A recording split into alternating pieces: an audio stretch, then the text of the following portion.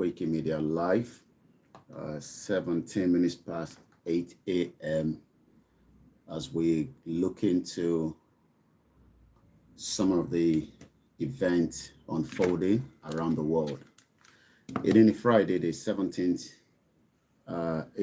17 minutes past 8 a.m., 8th day of the month of September 2023. As we're just going to have another conversation, and the conversation will be based on some of the happenings and activities around the globe. I welcome you and I say good morning, and welcome to those of you that will watch it live and those of you that will join us later on under the program. G20, Nigeria economy. Akeredolu is back. 18 minutes past as we are getting ready for the section.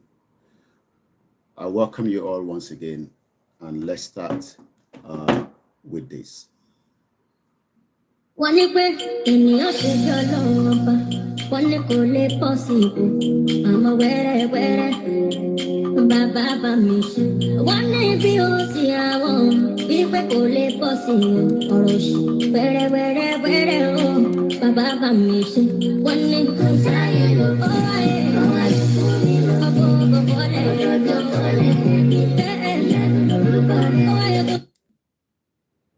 wọ́n ní pé ènìyàn ṣe bí ọlọ́run ọba.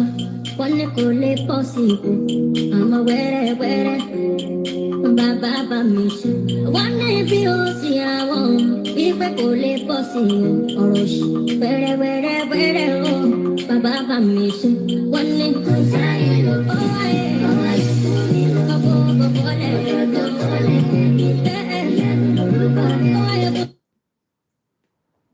wọ́n ní pé ènìyàn ṣe bí ọlọ́run ọba.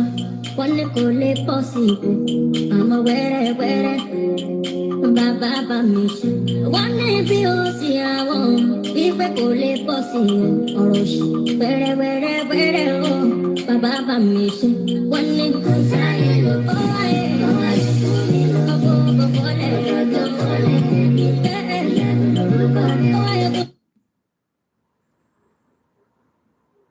wọ́n ní pé ènìyàn ṣe bí ọlọ́run ọba.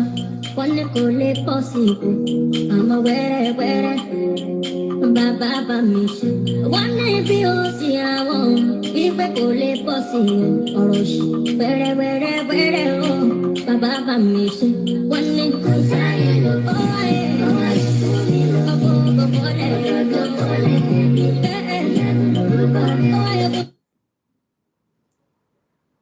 wọ́n ní pé ènìyàn ṣe bí ọlọ́run ọba. One kò lè possible, I'm a wẹ́rẹ́ bàbá mi ṣe. Wọ́n ní bí ó sì àwọn wípé kò lè possible, ọ̀rọ̀ ṣì wẹ́rẹ́ o bàbá mi ṣe. Wọ́n ní kò sáyé ló kọ́ ayé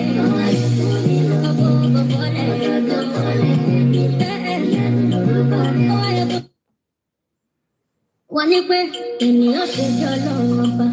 One kò lè possible, I'm a wẹ́rẹ́ bàbá mi ṣe. Wọ́n ní bí ó sì àwọn wípé kò lè possible, ọ̀rọ̀ ṣì wẹ́rẹ́ o bàbá mi ṣe. Wọ́n ní kò sáyé ló kọ́ ayé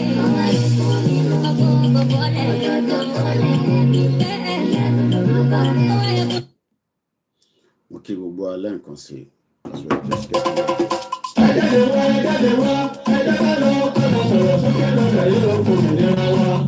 Yorùbá wà lọ̀rọ̀ ìkàn pátápátá la ṣe ń lọ gbọ́ ẹ̀tàn tantan sétí ọmọ aládé gbogbo nígbàgbọ́ wípé bẹ́ẹ̀ ṣe ń gbọ́ lẹ́yìn náà máa sọ fún àwọn yòókù kárí ilé kárí oko tí gbogbo wọn sì péjú pésẹ̀ sí di ìwọ́de àlágbá yamuyamu làlújá tó ń bọ̀ lórílẹ̀‐èdè Amẹ́ríkà yìí ti Yorùbá Nation Diaspora Mega Rally in alliance with Yorùbá World Media àti Yorùbá Nation Self-Determination parapọ̀ dọ̀kan ṣàgbékalẹ̀ New York Super Mega Rally ọjọ́ mẹ́ta gbáko ló máa fi wáyé bẹ̀rẹ̀ látọjọ́ ìṣẹ́gun Tuesday ọjọ́ 19 oṣù kẹsàn-án títí di ọjọ́bọ̀ ọjọ́bọ̀ Thursday ọjọ́ kọkànlélógún oṣù kẹsàn-án bákan náà látago 7 òwúrọ̀ títí di agogo 4 ìrọ̀lẹ́ New York Times láti máa péjú pésẹ̀ gbóhùn sókè rárá fáyé gbọ́ wípé ó tó gẹ́ Yorùbá self determination is our right. Yorùbá fẹ́ dá dúró a fẹ́ kúrò lọ́wọ́ ẹ̀tàn a fẹ́ kúrò nínú ìnira orílẹ̀-èdè Nàìjà bá a sì ń rọ gbogbo àwọn èèyàn wa jákèjádò àgbáyé tó ń bọ̀ wá síbi rálì yìí wípé ká pàdé lọ́jọ́rú 20 oṣù kẹsàn-án ní rally location 78 UN General Assembly 405 West 45 Street New York City New York 10017. fún ẹ̀kúnrẹ́rẹ́ àlàyé síwájú sí i tàbí fún ọ̀kan ọ̀jọ̀gbọ́n ìbéèrè tẹ́ bá ní ẹ kàn sí wa látòrí èyíkéyìí wẹ́bsáìtì yìí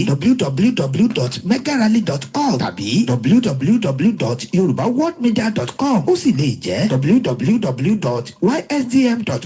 bákan náà ni ẹ lè pè tàbí kẹ́ fi àtẹ̀jíṣẹ́ sọwọ́ sí Prophet Ayọ̀délé Ológunlolúwa lórí +1 803 846 1116. Mrs. Jùmọ̀kẹ́ Ògúnlẹ́yẹ lórí +1 347 703 7819. Dr. Sabi lórí +447 440 715 542. Mr. Gani Alágbàlá lórí +1 713 875 3339. Koikimedia lórí +447 594 050 979. Ìyálóde YSDM lórí +447 442 177 677. Mr. Abiodun Ojo lórí +1 347 301 8360. ẹ má gbàgbé wípé a fẹ́ kí gbogbo ènìyàn tó pọ̀ lágbàáyé ti wà ní sẹpẹ́sẹpẹ́ ní venue lọ́jọ́ Wednesday 20 oṣù kẹsàn-án lọ́jọ́ tó jẹ́ dídé gan láti sọ fún gbogbo ayé wípé ó tó gẹ́.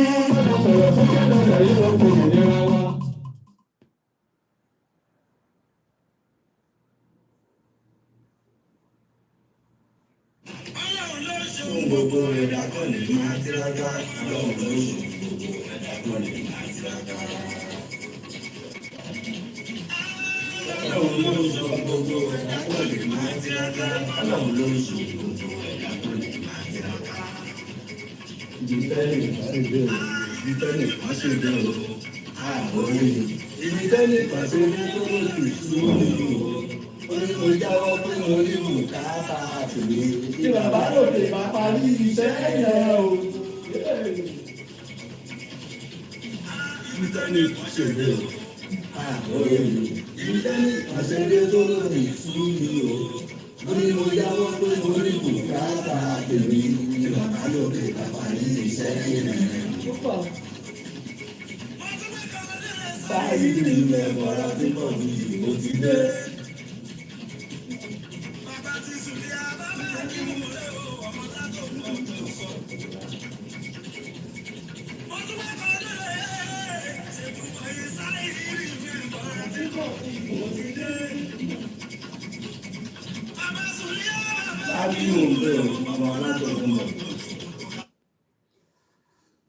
Once again, a very good morning. It's just 25 minutes past, and we will start in just about a few more minutes.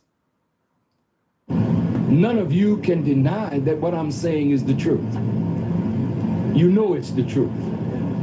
But either you won't write it, or you're too cowardly to speak it because you want some favor here or favor there. So because you can't talk, you are muzzled. I'm not. I'm a free black man. And I didn't come here looking for a handout. And I really don't think you need one. Your problem is that you think you need a handout. Everything you need is right under your foot, but you're looking everywhere else for help instead of to yourself and what you can produce for yourself. This is Africa's dilemma. You are parading yourself before the world as international beggars when you gave civilization to the world. Your problem is not America. Your problem is not Israel. Your problem is not Britain. Your problem is your disunity and your dependence on others to do for you what you could do for yourself.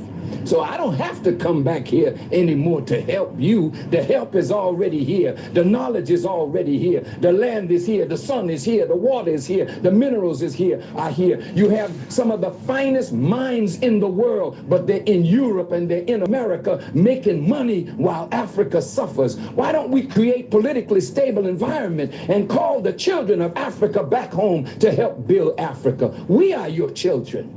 and we will come and help. But don't expect us to come with billions of dollars when we don't have it. We're struggling in America, but you got it all right here under your foot. And you should be ashamed not to look to yourself, begging white folk to give you what you could give yourself. What I said today, which one of these countries is going to give you $20 million? America's not going to give you $20 million. You got it right here, but your disunity won't allow you to pool it. It's your fault. And you got to accept that responsibility. That is why my message is atonement, reconciliation, and responsibility. We got to stop blaming everything on somebody else and see what is our responsibility here. We got to stop blaming as many of our leaders. The G20 is just coming up in the next couple of days. My name is Koiki, and I welcome you once again to the live transmission. It's just coming up to 8:30 a.m. G20 Summit, Nigeria economy, Yoruba nation as an independent nation. Akeredolu is back in town. I welcome you once again. As we prepare the program, I want us to ask question: what role is Nigeria playing in the global community? What role will Nigeria play? Should Nigeria remain as a country of its own? What plan does Nigeria have to have impact around the globe? What do you understand by G20? Kini meaning G20. A very good morning and welcome to many of you that have joined the broadcast. My name is Koiki. Koikimedia, bringing the world closer to your doorsteps. I'd like to appreciate all our listeners and viewers from around the world. Mostly those of you that have stick to the platform for the last 3 years. And those of you that have been with us before the activities of the Yoruba nation. We've not been doing very bad, like I always say, and we have to be very grateful. Mo dúpẹ́ lọ́wọ́ gbogbo àwọn tí wọ́n gbọ́ wa ní gbogbo àgbáyé àtàwọn tí wọ́n ṣe ń farabalẹ̀ láti ní understanding what we are saying so that they are not too convinced or confused rather that we are against the government. Activists are not against the government. Activists are asking for a better opportunity and a better life for the people. And that is what we do for living. Some do it part-time, some do it full-time, while some do it in and out. My job is a media and a freelance one. That means I have some time. If I was employed by a mainstream media in the UK, I would also have a limited of what I can say and what I cannot say because of the organization that I'm working for. But for the fact that I am not under anybody, and as long as I don't go beyond the ethics of the media, lay down rules, both in UK and international wise, that literally means that self-determination is not a crime. And as long as I'm not talking about terrorism, encouraging many of you to be part of a crime that could destabilize the international world, I will not be a person of interest. But this morning, I would like to enlighten you again and educate you on reasons why the Yorubas would like to have their own independent country and work with global world, as the world is a very important part that the two gentlemen are pushing so that we can have our own independent country. But let me appreciate my team. They are not full-time. Some of them have been with me for more than 5-6 years, while some have just joined me. I want to warn Nisuru because they have their own plans as well. Life is all about give and take. They have been the brain working hard to keep the Koikimedia brand around the globe. And we are not doing bad, even though our revenue is not as much as what we want, because even the mainstream media are getting revenue. Al Jazeera get revenue, Channels Television get revenue, TVC, BBC. I pay TV license to keep BBC going in this country.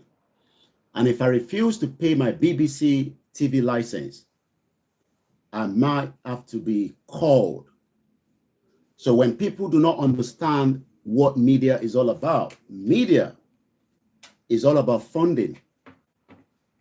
That is why the narrative, the Bagbonita from different media will be different, because the narrative are played in a way that favors certain part of the world. But what we are fighting for is not what BBC want. BBC do not want Nigeria to break up. CNN does not want Nigeria to break up. Sky News does not want Nigeria to break up. And as many of the G20 countries do not want the dissolution of Nigeria. But we are not asking for the breakup of Nigeria. What we are asking for is our right under the international and the global community.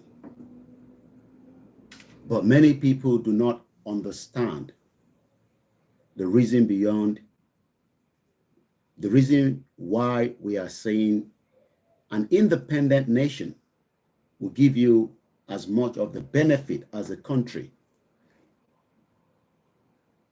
The country Nigeria will not be able to provide and give you everything you need. You might have to go and look for it yourself.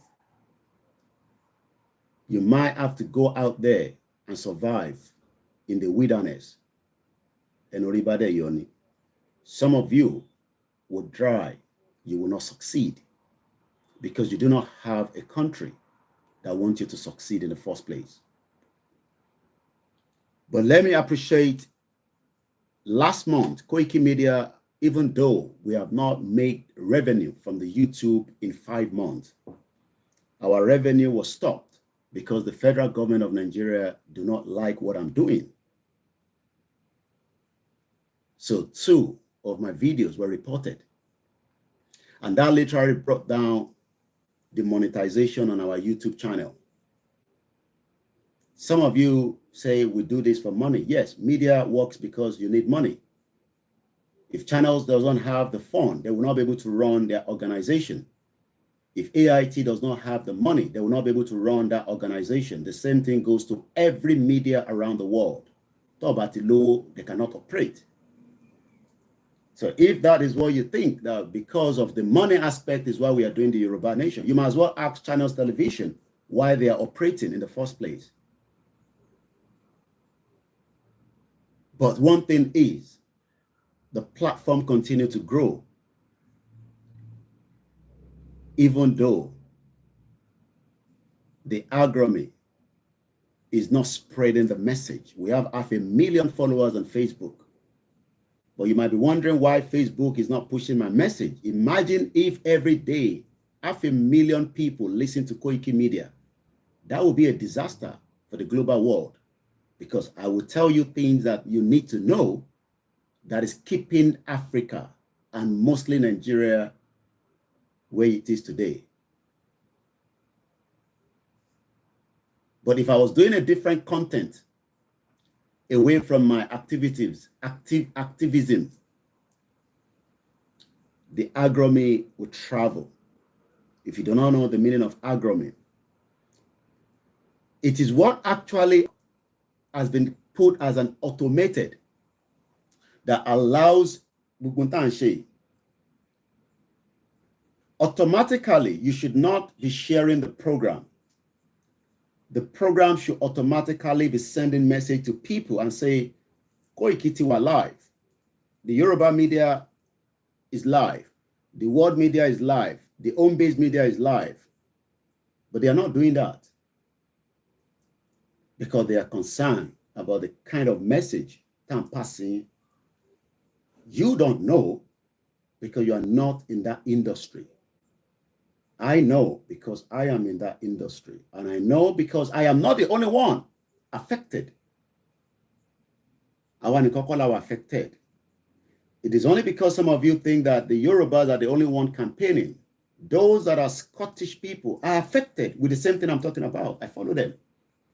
There are individuals in Wales that are pushing the message of an independent Wales, but they are also affected.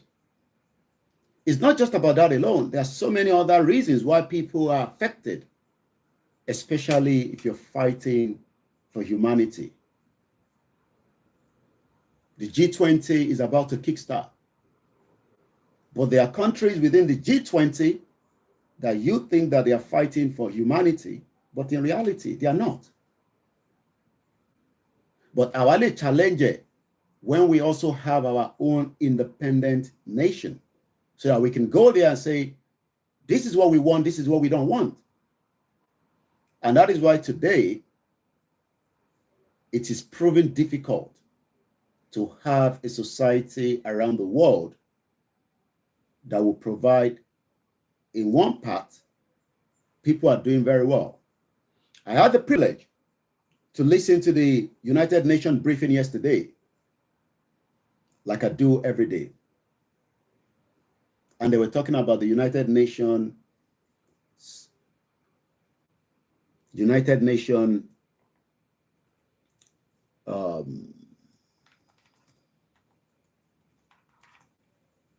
military, that's not the way they put it. United Nations,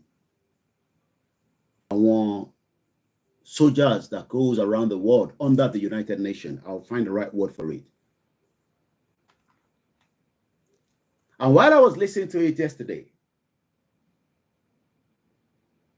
then from there, I went to listen to the Security Summit. Albania, Longhodi, President United Nations for this month. A lot of you don't know what is happening around the world. You consume NG, but when you come here, you learn. And that is why our YouTube channel continues to grow, even though we've not made revenue in 5 months. So you might be wondering, how do we survive? Hey, imagine see Channels Television about make revenue for 5 months. What do you think is going to happen to that platform? Imagine if all those living in UK, England, that about some TV license from BBC, even the BBC operating in Nigeria, you will not be able to watch it. And that what makes that's why we are a target. Because we have any information to my elevate mind in okay, if you don't want an independent country, you should ask for a better country. Akeredolu has returned back to Nigeria. Only God knows how much they spent on him. Whatever they spend on him should be spent on you as a citizen of Nigeria or anything in Belondo State. Is that a shame that 3 months in Germany as a private medical treatment? Today, Akeredolu is not a citizen of Germany, as far as I know. So that means Germany is your taxpayers' money. Even to buy a business, retailer, to save a. But for the fact that is the sitting governor of a state, he could not get the treatment. He couldn't get that treatment at the medical center in Ondo State. They couldn't even treat him in Lagos State. But what's up for Gegebi Ashe Boninu Iton? At some point, UCH ní Ìbàdàn, àwọn ọba ilẹ̀ Saudi wọ́n wá ń gba treatment níbẹ̀. Gbogbo tá à ń sọ is still under 63 years of Nigeria during the regional government. And you wonder what went wrong from that stage that it actually dropped down. If the royal family of Bale Saudi Banwasi regional government, regional law, tí wọ́n wá ń gba treatment, ìbéèrè tó yẹ ká béèrè ni pé kí ló wá ṣẹlẹ̀ within the state, within 40 years nílẹ̀ Yorùbá tó wá di pé the same set of people tí a lè sọ pé they are the breeds of Awolowo, ìyẹn Akeredolu, governor of Ondo State, could not treat himself in Yoruba land from whatever àìsàn tó bá ń ṣe. Not that àìsàn tó ń ṣe yẹn nísìn kò wà treatable, but the problem is he could not get it treated in his own state because the funding and the mechanism that would have made Ondo State the medical tourism like Turkey was not provided. Not that we don't have the people on the ground in Ondo State and the other state across the country. So let me first say to our new subscriber, we have 536 new people that join us on Koikimedia last month, the month of July. We had about 249,000.8K of a total view and 2.5 million watch. That shows that message Timon deliver is working. But the only problem is, it's not giving us the revenue. Because for every month, we are not making revenue from the YouTube. And like I said, Al Jazeera, even though Al Jazeera is funded by the Qatar government, they still run advert on their YouTube channel. That literally means that they are making revenue. So, Awatawaje, the small scale media, have you asked yourself, survive to keep the fire burning? We can only say thank you so much. To those that still refuse to accept that YouTube will your monetization and what your, we will still give you whatever we can do to support the platform.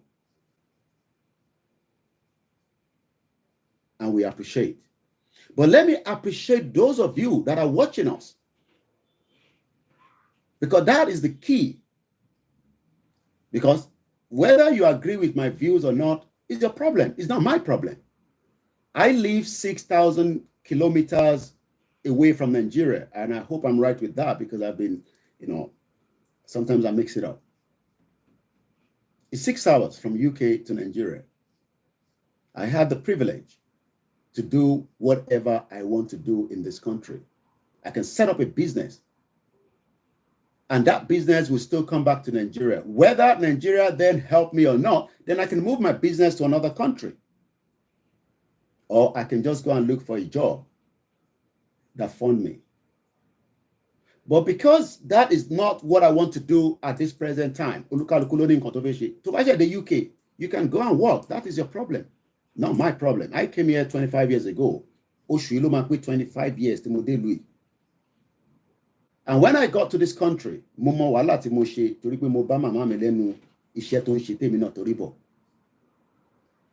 Tibajoko, is because I have also sacrificed for this country. I have paid my dues. And if you think I haven't paid my dues, maybe you don't know that I've been in this country for 25 years. 25 years through Gatwick Airport. Visa I didn't came through the lorry. I didn't came through the boat. I went to Abuja and I was interviewed in Abuja to get a visa to come to this country. So whatever we are doing today is because we are concerned citizen of this country and citizen of Nigeria that has failed us. So when I look at those that have watched us last month, even though it still tell me,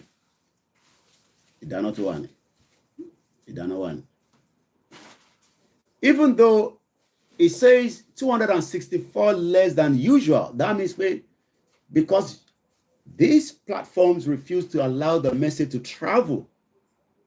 But I want you to it's because they've turned down the platform from traveling.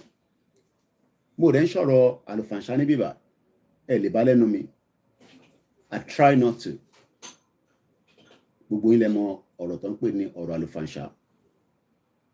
It is not worth it. Because I know what these social media would do. Facebook. I'm sure some of you see that. Do you know the reason why that is happening? It's a target. It's to distract your mind from the real problem, especially those of us in Nigeria. Every country is categorized. One month I'm prepare for you to on Facebook. Into expect is because they want to distract your mind from the real problem. But as the G20 is about to kickstart, I want us to remember that Nigeria president is there as well. He wants to bring the best for Nigerians. I wish him all the best. But Nigeria is dead, gone. Bola Tinubu just want to fix something that is unfixable. We pray for him to survive his tenure. Is his right. Ufije president. Etweni. Bola Tinubu is more intelligent than Buhari. Bola Tinubu is more intelligent than Buhari. So Talowa Sakwe Kotobe lati je president. But we are not talking about the present now. We are talking about the future is what we are more concerned about. If the present ilan sorry, I want to campaign. I endorse Bola Tinubu pe omo ṣiṣẹ́ lọ jàre. But we know, kódà àwọn orúkọ márùn kan ti wà lọ́wọ́ mi nísìn tó ti ń prepare for not for the next election after Bola Tinubu bá ṣetán. 5 names is now in circulation. Fáwọn tí wọ́n believe pé tí Bola Tinubu bá ti ṣetán, àwọn orúkọ yìí nílẹ̀ Haúsá àwọn ló máa jẹ́. Do you think that they will have the same mindset pẹ̀lú Bola Tinubu as somebody that wants to bring glory of Nigeria? Mo ti rí Alhaji Razak Okoya ní India pẹ̀lú ìyàwó wọn. I saw that this morning. That shows that we have those industrialists tí Bola Tinubu náà fẹ́ jẹ́ kó dìde bí ọmọ Yorùbá. Kò sẹ́ni tó mọ eleganza. I'm sure they've lost out a lot during Buhari. So Bola Tinubu náà láti bring àwọn tiwa up pé ó dá tẹ́ ẹ bá tẹ́ tí lówó tó Dangote ẹ jẹ́ ká push yín díẹ̀. But kí lẹ rò kó máa ṣẹlẹ̀ tí Bola Tinubu náà bá lọ tán?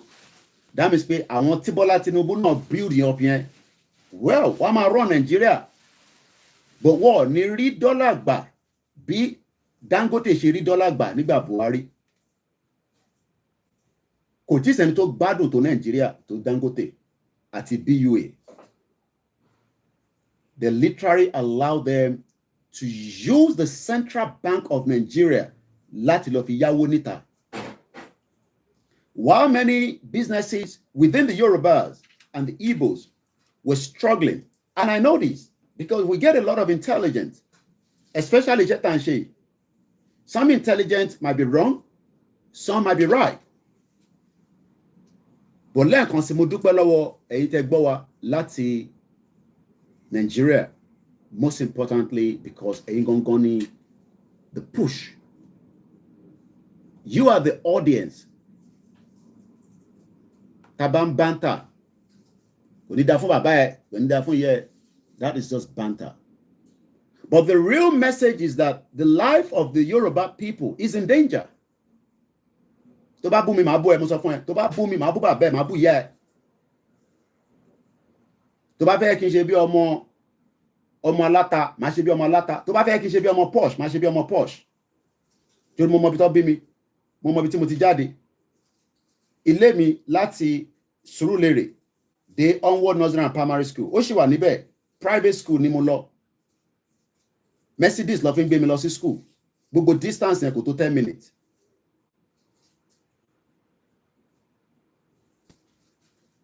Privilege tí mo ní ni mo ń gbàdúrà pé kíwọ náà lè ní privilege yẹn even in Nigeria tó bá yẹ kó ń ṣiṣẹ́. But do you think it's going to happen? That a governor can travel out for 3 months to do òun fi kú. But what about those ní state? Èmi ò pray pé Akeredolu kú. I've met him. Tó ń ṣe pé kíní. Mo sọ fún yín pé ẹni tó bá ń ṣiṣẹ́ táwa ń ṣe. You are likely to see people. But ó wá depend kí ló fẹ́ lọ́wọ́ wọn. Nígbà tí èmi rí Akeredolu, àìtí bẹ̀rẹ̀ Yorùbá nation. Tó bá yẹ pé mo fẹ́ ilẹ̀ ní Ondo state. Nígbà tí mo rí Akeredolu yẹn, á fún mi ní ilẹ̀. Tó bá yẹ pé owó ni mo fẹ́, á fún mi. Ọ̀ṣínbàjò, I met him. Nígbà tí wọ́n ṣí Petrolex. Business àwọn ọmọ bàbá Ìjẹ̀bú. Àìtí bẹ̀rẹ̀ Yorùbá nation. Mo ní access láti wọnú inú plant yẹn is the biggest tank farm in the whole of Africa. Petrolex. Ìjẹ̀bú waterside ló wà. Ìyàwó ìdí mi, mo sọ fún yín pé ó ta sí mi. Because ó rí pé eléyìí ń ṣe media AIT, eléyìí ń ṣe media ovation. Media tó wọ Guinea, tó wá record lílé láti London. Ó ní ká jọ máa lọ sí North. Tó bá yẹ pé oníṣìnà ni mí, àbí mò ń wá nǹkankan, màá tẹ̀lé lọ. Màá bá sùn, á gbé owó fún mi nì. Tí bàbá òun sùn, màá wá àwọn ọmọ ẹ̀. Torí àwọn ọmọ ẹ̀ méjì tẹ̀lé wá. Fine girls, ìkan ti marry, àti tó marry gan mo lè ta sí. Lórí mo mọ tí mo fẹ́ gbà lọ́wọ́ wọn. I remember when I uploaded the picture níjọ́ náà long. Àwọn èèyàn pè mí láti Scotland pé àwọn need access. Nítorí pé kí ni oil and gas ní event alọ yẹn. Nígbà tó ṣe Petrolex. But ọmọ tó bá kọ́ dáadáa kò ní rí gbogbo nǹkan yẹn as anything. What we are saying is that the Nigeria of your dream kò ní wáyé o. Ẹ gbàgbé ẹ̀. Bola Tinubu will try his best. Bola Ahmed Tinubu ó máa ṣe tiẹ̀, ó máa gbìyànjú tiẹ̀, ó dẹ̀ máa lọ. It will fix as much as it tó bá lè fix nínú Nigeria. Refinery bá ṣiṣẹ́ is for the benefit of Nigeria. Inú ilé mo wà lánàá ni mo tún gba kọ́ọ̀lù kan pé ẹja Titus mo ń bọ̀ níbẹ̀ yẹn. Ṣé mọ̀ pé pọ̀mọ́ tẹ́ ń jẹ kò ń ṣe inú Nàìjíríà ló ti ń gbé wá? Inú Nàìjíríà kọ́ ló ti ń ṣe. Do you know that? I'll tell you more about that. But ẹ jẹ́ kí n kọ́kọ́ kí gbogbo ẹ̀yin audience wa. Like I said, we actually went by 49% less than July 1st to 31st last month. But our unique viewers still stand at 108,000 as at August 16th. Okay, August the last month. I keep mixing it. Our return viewers stand at 36.9K. I have 40-something thousand followers on YouTube. And what on return is still not below 35. That shows people wants to come and listen. I told you I am your international correspondent. But I have to appreciate anything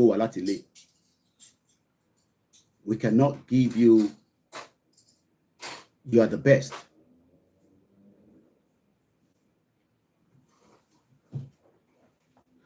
45.9% of you are watching me from Nigeria. On the message me will travel. And you'll be Federal Minister of Information in. Lai Mohammed told YouTube to bring down my page. But YouTube will be page and wallet to Nigeria multi register. That's why Simon Ekpa is not operating on YouTube anymore. They've now went and start their own independent broadcasting. It's costing them a lot of money. But I'm Igbo, one pump owó sínú movement wọn. Owó tó ń ní nínú account wọn, kì máa exaggerate, kò ṣòwò kékeré. Wọ́n dá owó ní every month láti branch to branch. But wọ́n kò compromise in the economy. Owó tó ń bẹ lọ́wọ́ wọn kò ṣòwò kékeré. I don't want to go into details. Kò ń ṣèpàdé ẹyọ kan méjì la ṣe pẹ̀lú Nnamdi Kanu, Ìmàtolóyè. But I'll just leave it there. It's not for public consumption. Ẹ lọ gbọ́ fídíò tí Simon Ekpa ṣe lánàá. I'm not going to promote that here because of certain things. But ẹni tó bá ní Twitter, ẹ lọ gbọ́ lánàá. Video to post lánàá pé now tí Peter Obi ti lose. But we need a lot of something. They are not joking. But our is because we want to go in a way that highly convenient for Gbogbo. But kò sí conveniences kankan pé yàn fẹ́ gba freedom. There will be sacrifice. Ara sacrifice and let me go through this thing. But I have prepared my mind for that. Single thing about fẹ́ ṣe láyé. O fẹ́ lọ sí school ni, o fẹ́ lọ kọ́ṣẹ́ ni, o máa prepare mind ẹ pé ìwọ tó fẹ́ lọ kọ́ bó ṣe ń dirun. Mo rí sister mi kan tó ń dirun ní Canada lánàá. Ó ní Mr. Koiki, ó ní $200 lẹ́rìn yan, mo ní ẹ kú iṣẹ́. Ó nígbà tọkọ òun ní kóun lọ kọ́ṣẹ́ yẹn ní Nàìjíríà. Ohun tó bá yẹ pé òun sọ fún ọkọ ẹ pé ó ní ọkọ òun ló sọ pé ẹ lọ kọ́ bó ṣe ń ṣe braid. Sister mi ẹ ti wà ní Canada nísìn, $200 ní irun ẹyọ kan tó ṣe ní Canada tó ń ṣe lálẹ́ àná. Ọkọ ti lọ síbi iṣẹ́, ìyàwó wà nílé pẹ̀lú àwọn ọmọ, inú ilé ló ti ń pawó. So eléyìí mi náà gbé dání nísìn is part of the sacrifice for humanity. But don't ever tell me to go and look for a job. What I'm doing already is more than enough as a job. I have served this country. Mo ní gbogbo pay slip mi tí mo fi ṣiṣẹ́ nílùú ìṣe wà lọ́wọ́ mi. I've actually given you a full lowdown of my CV. CV mi ẹ ti bá gbé dé Nàìjíríà kò ṣe tẹnu mo lè ṣiṣẹ́ lò ní Èkó hotel conveniently. Tó bá yẹ pé mo ṣe Yoruba Nation tí bá wá apply fún iṣẹ́ ní Èkó hotel wọ́n gbọ́dọ̀ má fi mi ṣe manager. Wá dẹ̀ gbé mọ́tò kan fún mi torí mo mọ̀ tí máa sọ fún wọn. Torí hotel ni mo ti ṣiṣẹ́ nílùú yìí. I worked 5-star deluxe. So if Akeredolu can have a better life, we expect Akeredolu to give his citizens a better life because Akeredolu wà lára àwọn tá fẹ́ sọ̀rọ̀ ẹ lórí. Lẹ́ẹ̀kan sí mo dúpẹ́ lọ́wọ́ àwọn family mi tó dúró in the midst of all the chaos. Àwọn mi mọ̀ tí ẹ máa ń sọ ètò gbọ́ Yorùbá, but they are not concerned because, like I said, if you fight for humanity, you must be ready whatever they are going to throw at you. And that is why I have been, and I told you I am the last man standing. So ibi tẹ́yìn rò kàn sí, èmi ti rí gbogbo beyond. I've been coming to Nigeria.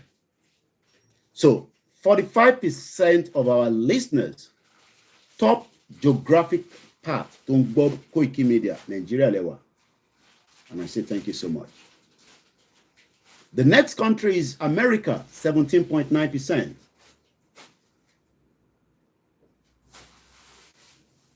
United Kingdom. We have the biggest numbers of Yoruba people in UK, but they are not concerned about Yoruba nation right now. And I can understand. Ẹni tó dé tó wá struggle, kíni kan pẹ̀lú Yoruba nation. Ìbéèrè náà dé nígbà kan mo wá struggle ni, but unfortunately àgbọ̀ Yoruba nation nígbà yẹn. Nígbà tẹ́mi dé ní 98, kò tí sírú this kind of technology calling card la máa fi ń pè.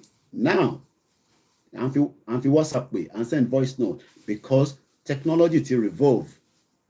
Nígbà tí mi dé ní 1998, BT, ìgbà mi a máa ju coins síbẹ̀, a máa fi make call, or kó lọ ra àwọn calling card yẹn, àwọn yẹn jẹ ṣégè sí wa lára.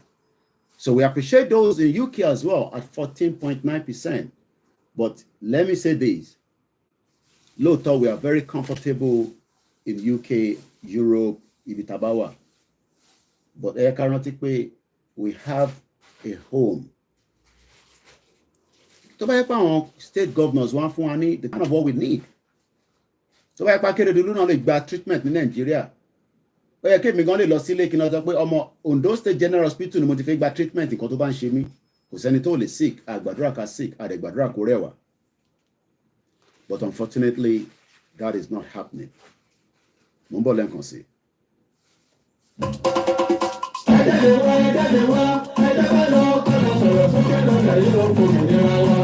Yorùbá wà lọ̀rọ̀ ìkàn pátápátá la ṣe ń lọ gba ìtàn tantan sétí ọmọ aládé gbogbo nígbàgbọ́ wípé bẹ́ẹ̀ ṣe ń gbọ́ lẹ́yìn náà máa sọ fún àwọn yòókù kárí ilé kárí oko tí gbogbo wọn sì péjú pésẹ̀ síbi ìwọ́de àlágbá yamuyamu tàlújá tó ń bọ̀ lórílẹ̀‐èdè Amẹ́ríkà yìí ti Yorùbá Nation Diaspora Mega Rally in alliance with Yoruba World Media àti Yorùbá Nation Self-Determination parapọ̀ dọ̀kan ṣàgbékalẹ̀ New York Super Mega Rally ọjọ́ mẹ́ta gbáko ló máa fi wáyé bẹ̀rẹ̀ látọjọ́ ìṣẹ́gun Tuesday ọjọ́ kọkàndínlógún oṣù kẹsàn-án títí di ọjọ́bọ̀ Thursday ọjọ́ kọkànlélógún oṣù kẹsàn-án bákan náà látago méje òwúrọ̀ títí di agogo mẹ́rin ìrọ̀lẹ́ New York Times láti máa péjú pésẹ̀ gbóhùn sókè rárá fáyé gbọ́ wípé ó tó gẹ́ Yorùbá self-determination is our right Yorùbá fẹ́ dá dúró a fẹ́ kúrò lọ́wọ́ ẹ̀tàn a fẹ́ kúrò nínú ìnira orílẹ̀-èdè Nàìjà bá a sì rọ gbogbo àwọn èèyàn wa jákèjádò àgbáyé tó ń bọ̀ wá síbi rálì yìí wípé ká pàdé lọ́jọ́rú ogúnjọ́ oṣù kẹsàn-án ní rally location 78 UN General Assembly 405 West 45 Street New York City New York 10017 fún ẹ̀kúnrẹ́rẹ́ àlàyé síwájú sí i tàbí fún ọ̀kan ọ̀jọ̀kan ìbéèrè tẹ́ bá ní ẹ kàn sí wa látòrí èyíkéyìí wẹ́bsáìtì yìí www.megarally.org tàbí www.yorubaworldmedia.com ó sì lè jẹ́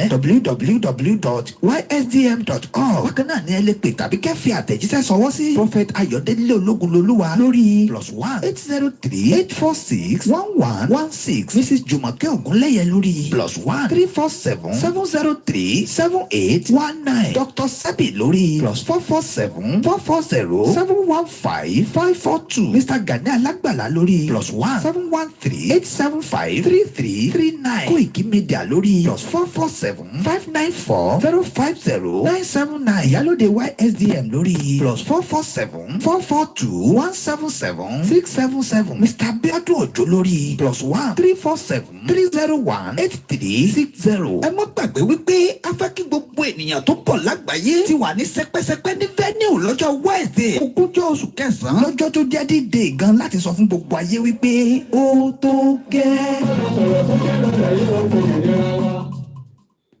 And welcome back once again. wọ́n ní pé ènìyàn ṣe bí Ọlọ́run ọba wọ́n ní kò lè pọ̀ sí ipò àmọ́ wẹ́rẹ́wẹ́rẹ́ bàbá bá mi ṣe wọ́n ní bí ó sì àwọn wípé kò lè pọ̀ sí ọ̀rọ̀ ṣì wẹ́rẹ́wẹ́rẹ́ o bàbá bá mi ṣe wọ́n ní kò sáyé ló kọ́ ayé ọ̀rọ̀ ìfún mi lọ́wọ́ gbogbo lẹ́yọ̀dọ̀ lẹ́yìn bẹ́ẹ̀ Ìyá gbọ́ lẹ́ǹkan sí.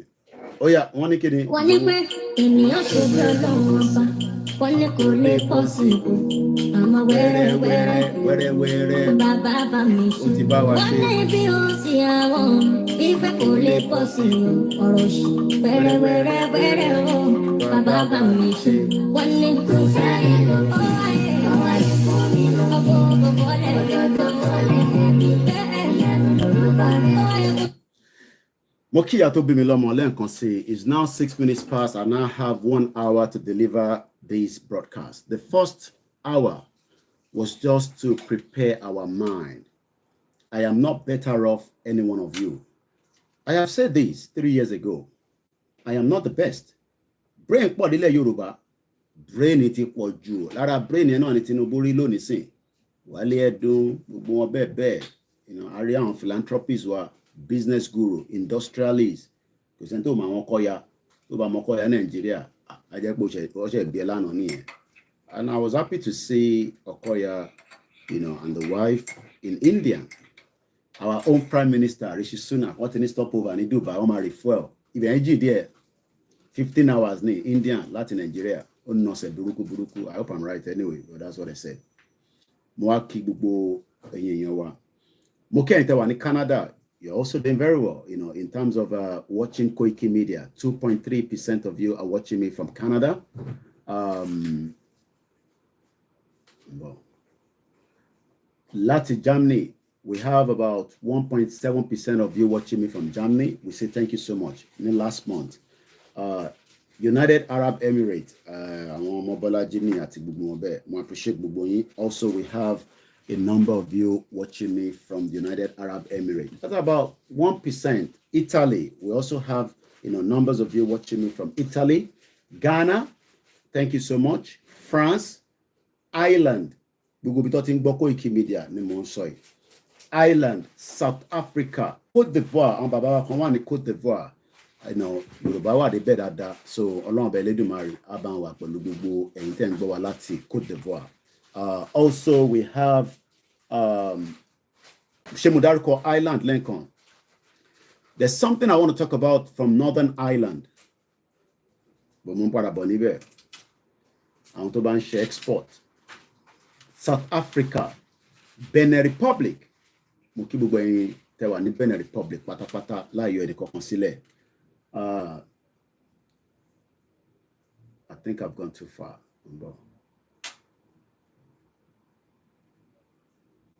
Benin Republic.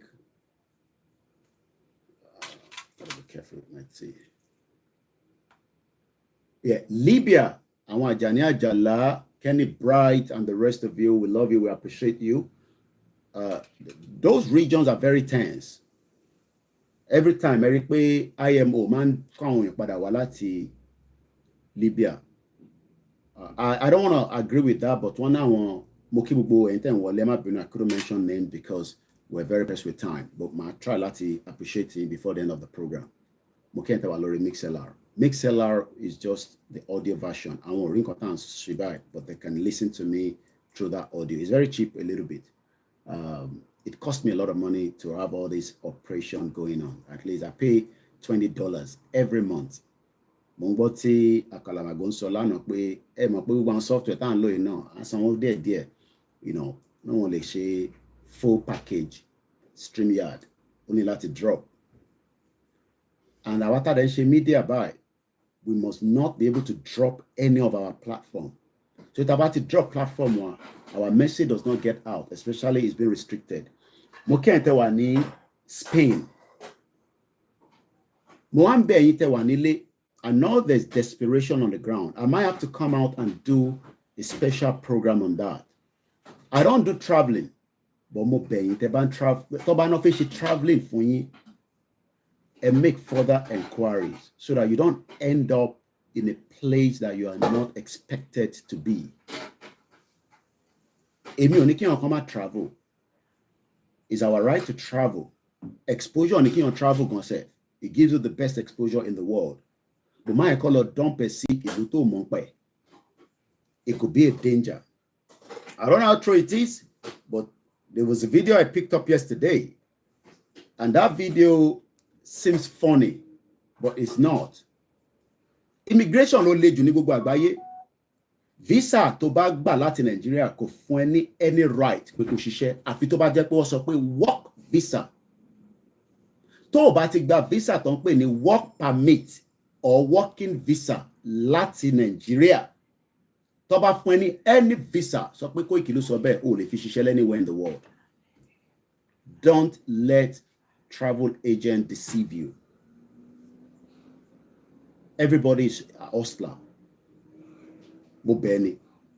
Any country tó bá náà lọ tí visa tó bá sọ pé visa tó fi ṣe fún ẹ kò ń ṣe work visa, visiting visa o lè fi ṣiṣẹ́ nílùú yẹn ó ṣe máa lọ ṣe tán pè ní immigration, and that process is not easy. Ní UK tèmi gbé àwọn kan lucky wọ́n dé within 1 year pam wọ́n ti gba the first paper wọn. Ẹlòmíì ò lucky bí tèmi báyìí 15 years ni mo fi bá UK fa wàhálà gidi ni. At some point I was going to be deported. but we were able to overturn it. What gbé mi dé Heathrow Airport. And tẹ́ bá ní immigration case ní UK, mo bẹ̀ yín, ẹ súnmọ́ MP yín. A sumo member of parliament. I've told you my 25 years in this country, I could be a consultant. I don't do visa to UK, but I can advise. To bá ní immigration problem ní Louis. Kódà máa kí lawyer kó deceive. Sọ pé mi ni mo sọ bẹ́ẹ̀. Tí lawyer bá ń ṣiṣẹ́ lọ sí surgery MP ẹ kó lọ sọ fún wọn pé o ní immigration problem. Immigration problem yóò kí n sí lẹ́nu èèyàn máa ń lanu ni wà wá lọ bá MP tó bá máa padà wá wà wá dúpẹ́ lọ́wọ́ mi. I won't say more than that. Lọ report case ẹ kódà tí case yẹn kó bad lọ sí MP surgery ní borough tó bá ń gbé ní gbogbo UK títí dé Scotland àti Wales lọ sunkún sí MP ẹ lọ́rùn.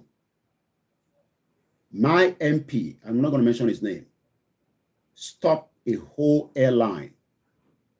Ẹni tẹ́ fẹ́ gbé yẹn irọ́ ni kò ń ṣòun ní ẹni báyìí wọ́n stop airline ìgbà yẹn Virgin lọ fẹ́ gbé mi lé lórí bí a ti bá tẹ̀tí padà gan sef I don't know, but because there's still a mission for me to be in this country wọ́n gbé mi dé Heathrow Airport.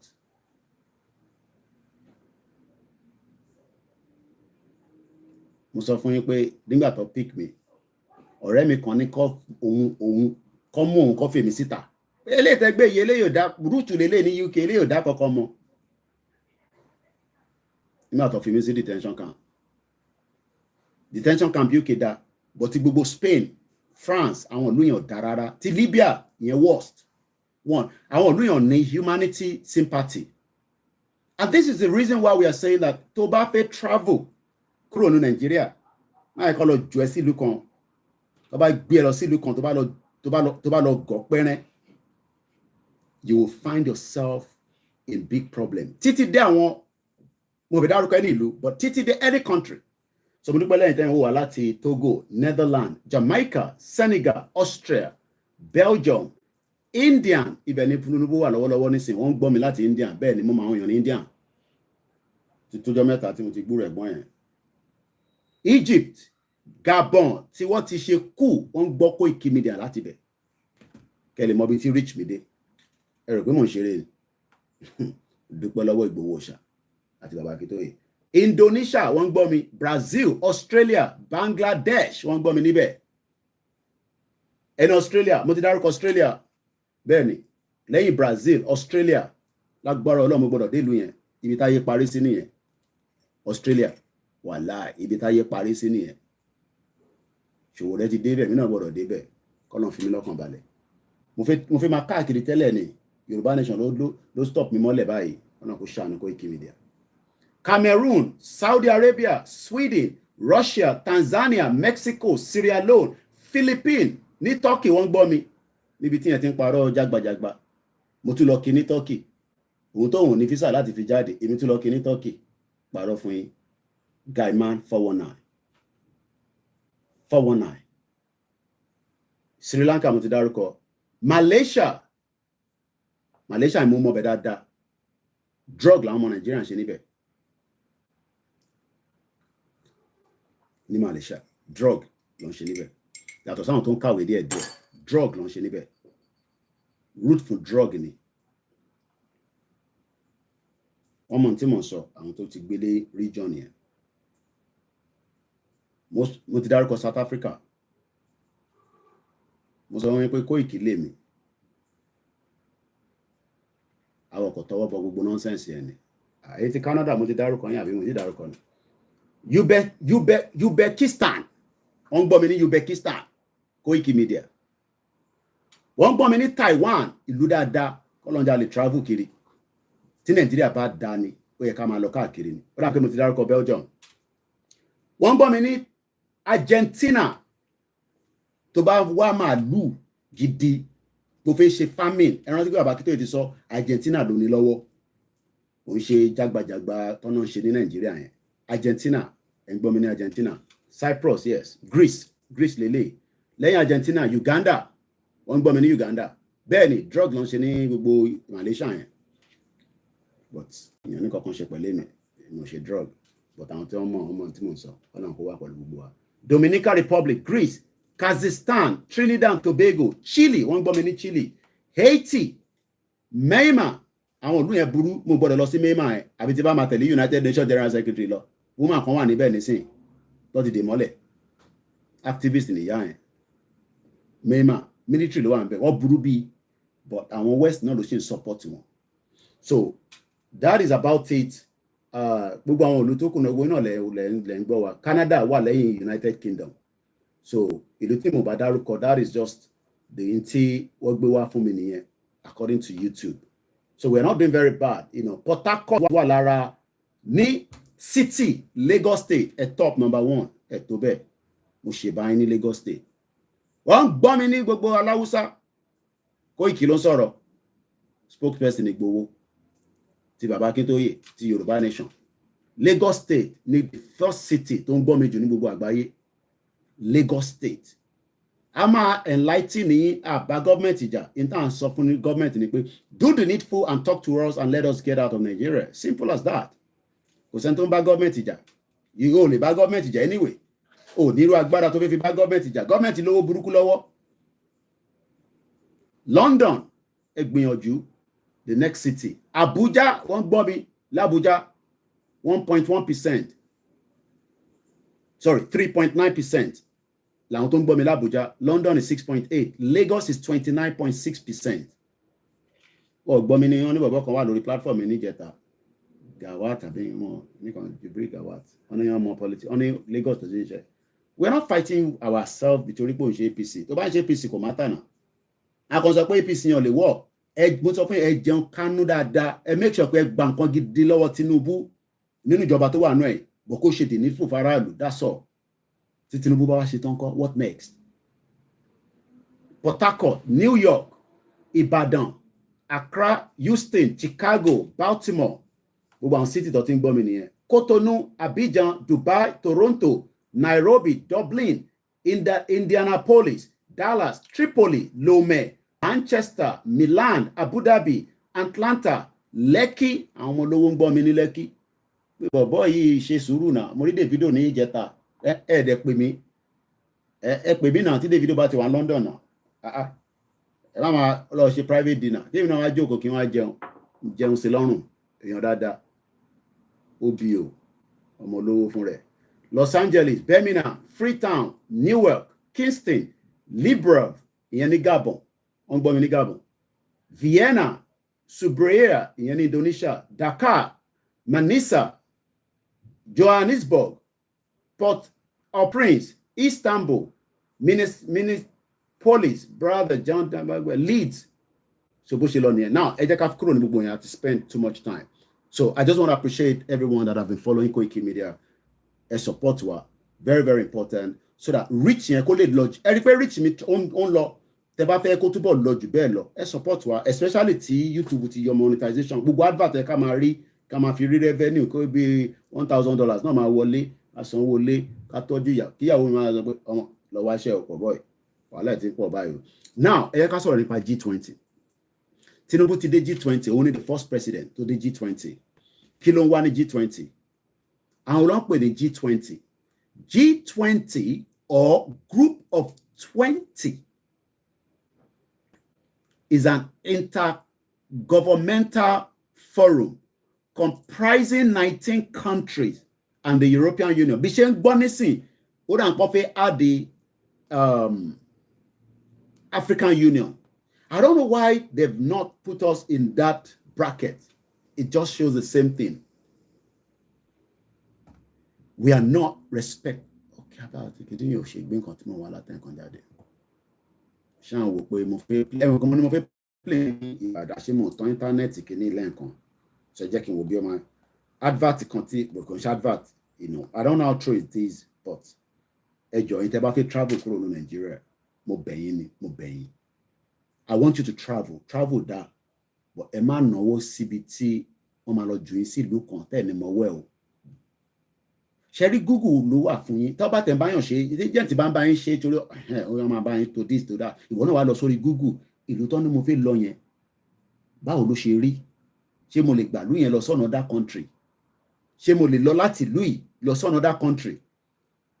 Àwọn ìlú kan wà bẹ́ẹ̀, but I am not talking about immigration here. But my advice fún gbogbo ọmọ Yorùbá ni pé ẹ má lọ san millions of naira tó difficult láti rí ní wákàtí fáwọn kan tó máa fi jẹ pepper soup, mo bẹ̀ yín ni. But tó bá jẹ́ new, yes, àwọn agent kan jẹ́ new, but mo sọ fún yín pé travelling visa àwọn tó especially ní UK tí mo mọ̀ àwọn ọmọ kéékèèké ló ń decide àwọn àti gbogbo document yà ṣàfún tó bá dẹ̀ ti fún ẹ wá lọ sí church wá lọ gbàdúrà, irọ́ ló pa. Àwọn tó fún ẹ ní visa yẹn they are just giving you, kò ní kankan ṣe pẹ̀lú anything to do with religion, but ẹ máa wá at spiritual, at link everything into the spiritual being. Though the world itself is spiritual, but let us be very, very careful so that we do not get trapped, especially pẹ̀lú owó tá a ní. Nigeria le gan nísìn, ìlú le, and I'm not joking, gbogbo ilẹ̀ mọ̀, ìlú le. Ogun State, àìbẹ́yìn tèmi lógun State. Because bí YouTube gan tẹ̀ sọ́gbọ̀n mi gan mọ̀ pé ń gbọ́ mi lógun State, mo kí o gba wọn ti family mi lógun State. Fídíò tí mo wà nílé ẹja gbọ́. I don't know how true this is, but please, please, please, if you're traveling, just make sure you do diligent check. Ẹ̀rí lẹ́yìn àwọn tó máa ń fi lé rẹ́ǹtì ní Ìbàdàn yẹn, àwọn house agents yẹn, ẹ bẹ̀rù àwọn travelling agents Ìbàdàn yẹn náà, wọ́n lọ fà ó lọ́rẹ̀ mi kan tó pè mí lálẹ́ àná pé òun ṣẹ́ẹ̀dì láti Sri Lanka padà sí Naija ni. Èmi ti ẹ̀kọ́ béèrè lọ́wọ́ pé ṣé ó lọ gbá cricket ni, because the only time tẹ́mi máa ń gbọ́ Sri Lanka lórí super sport ojú pé wọ́n ń gbá cricket lọ.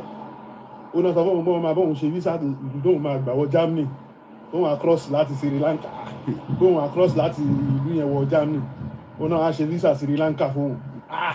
Sri Lanka kẹ̀ wọ́n máa cross láti Sri Lanka, ìlú èmi ò sẹ́ mọ̀ ní ìkan tó súnmọ́ Sri Lanka, ó jà lóhun ti padà rí. Mohammed lẹ́gbẹ̀ẹ́ àpé kí ló dé tó dé dúró síbẹ̀ pé ṣé ibẹ̀ ò dáa ni. Ó ní 2 months tóun ló ń bẹ̀ pé ẹ̀ẹ̀kan péré lòun rí mọ́tò pé ẹṣin náà ń gùn bẹ́ẹ̀ tí wọ́n gbìn ẹ̀rẹ̀ wọ́n máa tún ròdò lórí ẹṣin. A máa sọ nípa G20 ẹja gbọ́ ilé ìgbọ́. láìsí láyé àwọn Fáráò, ìgbà àwọn Fáráò gan-an àwọn gangan pákéjì ẹṣin náà ṣé bí mọ́tò. Mo ló lọ fáà o, èmi ò ní ẹ̀bùdé mi lè fún ẹjú kí n send prayer sí ẹ lọ o, ẹni tèmi gbẹ́ngbẹ́ ń bí o, ó lọ fáà o. So Ọlọ́run ọba Elédùmarè á wà pẹ̀lú wa. So that's about that. Yeah, G20 náà la fi mẹ́nu lé nísìn.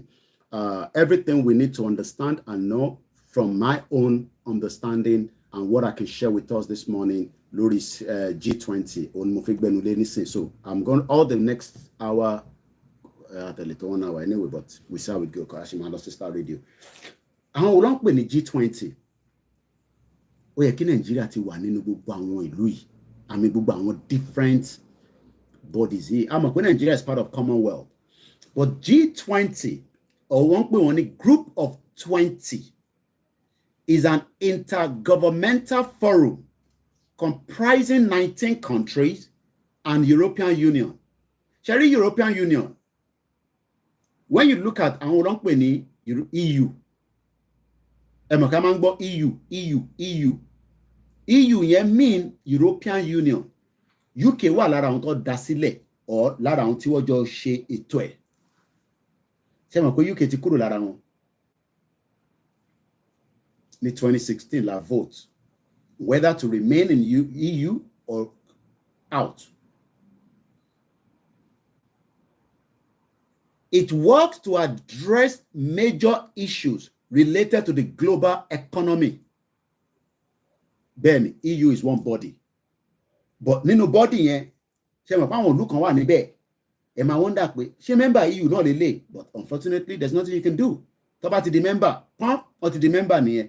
Ṣé rí disadvantage of the African Union ni pé I don't see where you say we are African Union àbí AU làwa ń pè tiwa, but tí bá fẹ́ travel within this continent called African Union, àwọn ìlú kọ̀ọ̀kan ló wà lábẹ́ wọn ló fi ń pè ní African Union.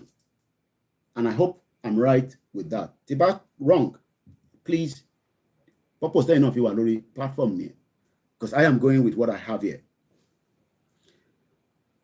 Kò wá sí ọmọ EU kan láàárọ̀ yìí nísìn ìgbádùn tó máa ní ni pé ìmí wà ṣẹ́rẹ́ àwọn country kan wà nínú EU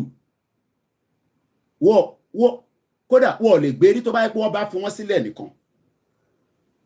But for the fact that they are member of the EU, wọ́n máa ń pump owó sínú àwọn ìlú yẹn, especially in agriculture.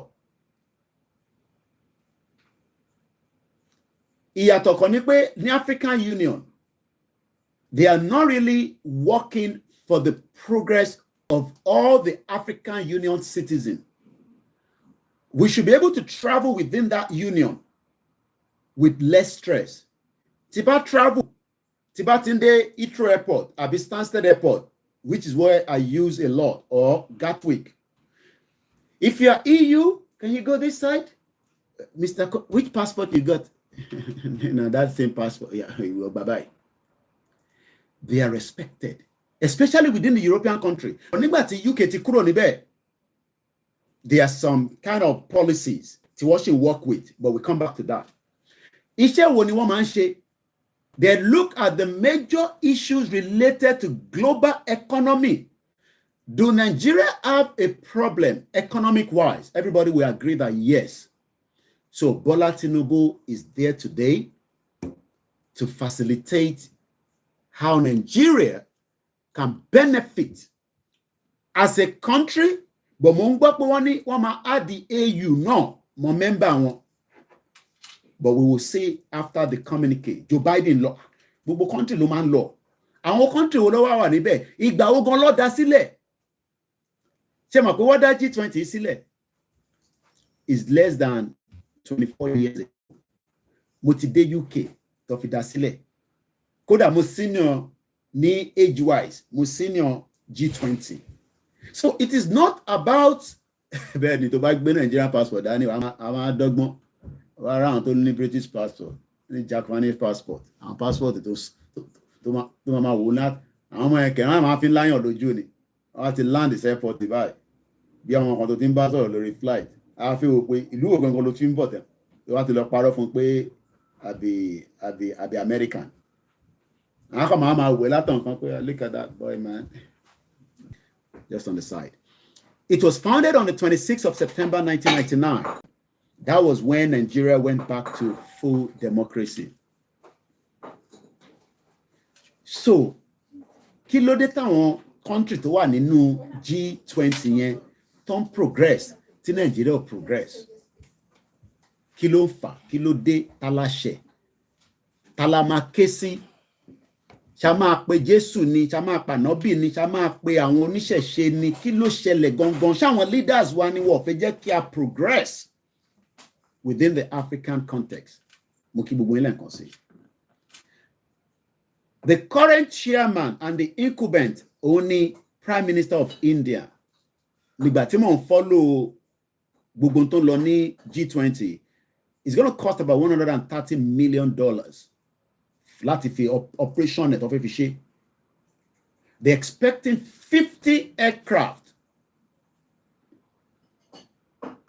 No, Nigeria ti the member. Be at this time on my phone membership. But mo ń gbọ́ pé wọ́n ní African Union we might be a member. But we get there, we see what we can get from there. Prime Minister of India, Narendra Modi. Àwọn náà ní poverty gone. Nigeria is not a member yet. It's not a member. After that, membership nearly turn by. Hopefully, Tinubu can get that. Buhari, ní Buhari say, gbogbo tó ń travel kiri yẹn, Ọ̀ṣínbàjò lẹ kó máa gbé káàkiri ibẹ̀ tó ló ṣì ní Buhari. Ó kọ̀ láì kó máa travel. Ó bá Ọ̀ṣínbàjò yẹ kó ń ṣe kékeré. I'm sure Ọ̀ṣínbàjò is regretting working with the past government. Àwọn wo country wo ló wà nínú ẹ̀? Who are the members of the G20?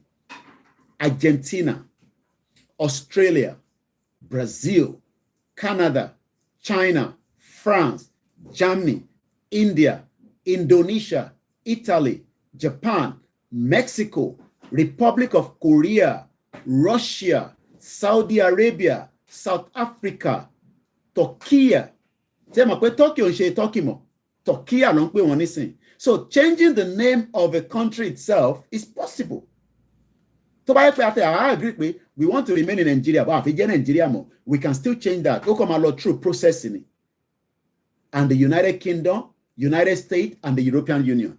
What ṣẹ̀fẹ̀ add the African Union more, apart from South Africa, tí mo rí níbẹ̀, kò sí any other African countries níbẹ̀. Ṣé Nigeria serious ṣá? What actually went wrong? Kí ló dé táwọn leaders wa tí wọ́n make effort láti darapọ̀ mọ́ àwọn organization yìí? Yes, India is planning to change to Bharat. I've heard that already. Turkey ò jẹ́ Turkey mọ̀ wá lákòóṣe ń pe Turkey ní Turkiya ló ń jẹ́ nísìn Turkiye. So ẹ̀yin tẹ́ máa sọ pé like Yoruba nation yẹn, Odùduwà kingdom lẹ́ka jẹ́, gbogbo yẹn is a small thing. Kódà àwọn tó jẹ́ pé Nàìjíríà lè fẹ́ gan said, if we decide we want to change the name of the country, we can change it. But the only way we can change it is to first bring down the constitution, the 1999 constitution, and they are not going to do so. Yami Abakeade, I don't think Nigeria is serious at all. Omobelajini, Nigerian passport is like person who take pomo from market. Mighty Jackie men number pomo yen. Chemo pe pomo te nje Sudan or nothing ko wa. Pomo to nje nínú Nigeria, ko nse nínú Nigeria lo tin se. Pomo to nje nínú Nigeria. Ìyàn kan ní they are just playing. Shaking too fast the brain. Ta ló mẹja Titus láàrin gbogbo wa? Kò sẹ́ni tó ní mẹja Titus. Ta ló mọ ẹja Titus? Ẹ kò sọ pé Koiki yes. Èmi tẹ̀ fi mo fi jẹ ọbẹ̀ lánàá, mo fi gé sardine. Ẹ̀kọ́ ló máa ń fáwà fi ṣe ẹja sardine, geisha. Ṣé mọ̀ pé ẹja Titus yẹn tí bá sọ fún yín pé Northern Ireland ló tún kó wá sí Nàìjíríà, ẹ ní believe me. Mo ṣe máa ṣe program yẹn lórí software. I have the evidence that was sent to me. Mo fẹ́ lè má believe. Mo fẹ́ fi picture yẹn wọ̀n. Images tó send sí mi lánàá láti Àpápá ní port yìí. Ẹ forget ẹsẹ̀ gbogbo pé wọ́n kó pọ̀ mọ́ wá láti northern part yẹn tàbú ni. Àdémi láwọn èèyàn ní káàkiri gbogbo Nàìjíríà tó ń ṣiṣẹ́ tó máa fún mi ní information. Àní pọ̀ mọ́ tẹ̀ ń jẹ sẹ́ kò ń ṣe kò ń ṣe pé wọ́n kó wá láti north. The majority pọ̀ mọ́ tẹ̀ ń jẹ ìta ló ti ń kó wá. Wọ́n ní awọ yẹn nìkan ló máa kó dé. Wọ́n ṣe máa sún.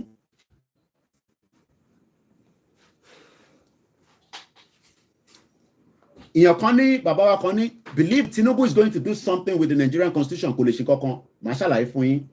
Kò ní lè ṣe kankan sà nítorí pé ó nídìí ta ló sọ pé is a lie pé pọ̀ mọ́ tá ń jẹ. Ṣé is a okay pé is a lie pé confirm ni àbí is a lie ẹ mọ̀ òyìnbó lágbára gan. Èmi ò lè jókòó síbẹ̀ kí wọ́n máa parọ́ fún yín. Àwọn èèyàn wà tó ń ṣiṣẹ́ káàkiri ní gbogbo Nàìjíríà yín níbẹ̀ yẹn tí information dórí desk tiwa níbí báyìí. Pọ̀ mọ́ tẹ̀ ń jẹ àwọn tó ń gbà jáde ní Àpápá kò ń ṣe nínú Nàìjíríà ni wọ́n ti ń kó jáde. Wọ́n import ẹ̀ wọlé ní pọ̀ mọ́. And Sudan is one of the countries tó ti ń kó pọ̀ mọ́ wá. Èèyàn kan confirm ẹ̀ lórí YouTube níbí báyìí.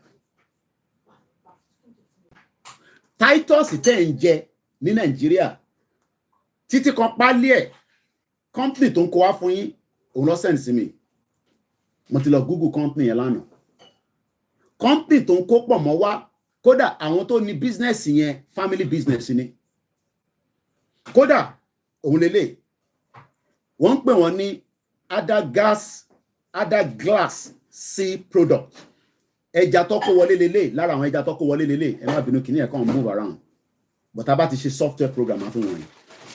Kódà ó fi nígbà tí mo tún wá wo expiry ẹ̀ ẹja yẹn wọ́n package ẹ̀ eléyìí ní sí wọ́n ní producer Ada Glass Sea Product Limited frozen whole round mackerel scumber scrumbros 300 to 500 kg ìyẹn size catch area northeast of Atlantic tí Ondo state lè provide gbogbo ẹja tí a need nílẹ̀ Yorùbá fún wa. Ta ló mọ̀ bẹ́ẹ̀?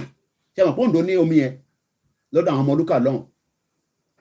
Mo ń bọ̀ lórí constitution yẹn kò sí nǹkan tí Tinubu lè ṣe lórí constitution. Ó ní the senate láti change the constitution. Àwọn senate Hausa yẹn ọ̀dẹ̀ nígbà fún. Mo ń bọ̀ lórí yẹn. but orí G20 láṣẹ wà. Wọ́n wá fi sí bíbá pé date of produce 2nd of February 2022 ó dẹ̀ máa expire ní 2nd of August 2023. That means pé ẹja yẹn wọ́n dẹ̀ ní keep always frozen at -18 degree or lower. United Kingdom, Northern Ireland. Àwọn tó ń ṣe business yìí is a small family. So what is really wrong with us as a country? No, tálàṣẹ gangan náà. Mo ń bọ̀ níbẹ̀ yẹn. So, that is why I'm saying enough of say in Yoruba land.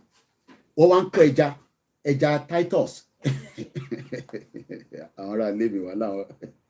Ẹja Titus, òun lélẹ̀. Information yẹn. Nígbà tẹ́ni yẹn tó sọ fún mi, mo ní lọ́lọ́ pa. Mo ní kó send evidence mi. Mo mọ̀ pé ẹ̀ ń ṣe ẹja ọ̀rọ̀ tó máa ń jẹ ní Nàìjíríà, wọ́n máa ní kẹ́ lọ ṣe. Wọ́n need their audience to enjoy swimming in the water of the sea. Mo kí gbogbo yín lẹ́ẹ̀kan sí. Ẹ jẹ́ ká padà sórí G20 ibẹ̀ la wà nísìn. Prime Minister tiwa ó lè ti gbéra nísìn but ìgbà tí wọ́n sọ news láàárọ̀ yìí wọ́n ti stop over ní. Ṣé wá mọ̀ pé Prime Minister wa ọmọ Indian heritage ni background. Òun dẹ̀ ni the first Prime Minister nílùú tó máa jẹ Prime Minister in that as India. Wọ́n máa ń sọ pé Indian was British colony nígbà kan.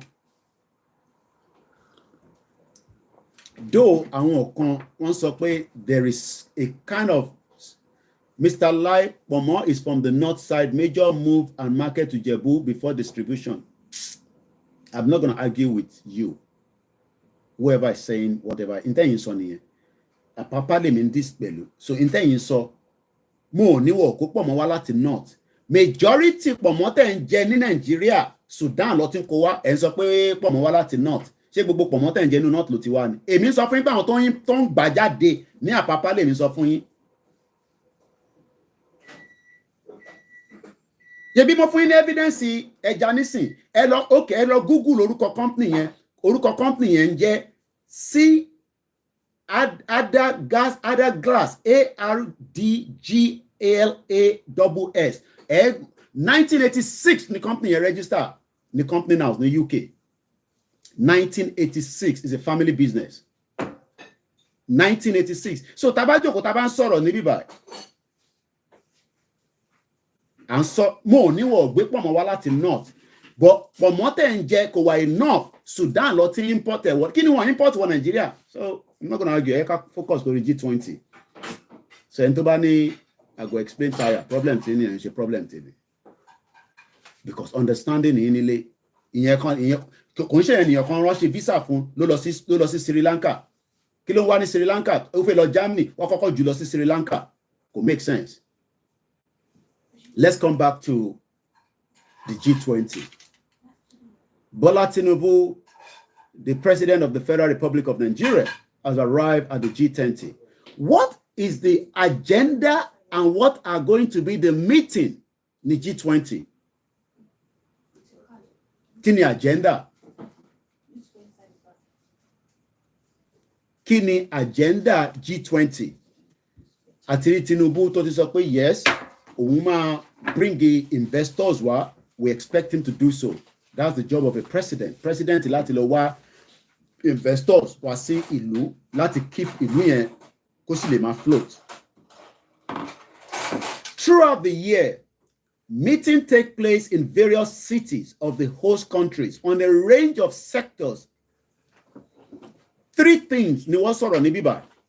Those 3 things Nigeria has not been able títí di wákàtí tó wá jẹ́ pé ó ń work lóòótọ́ bóyá Nigeria ò bá ti jẹ́ member G20. Health, tourism, àti finance.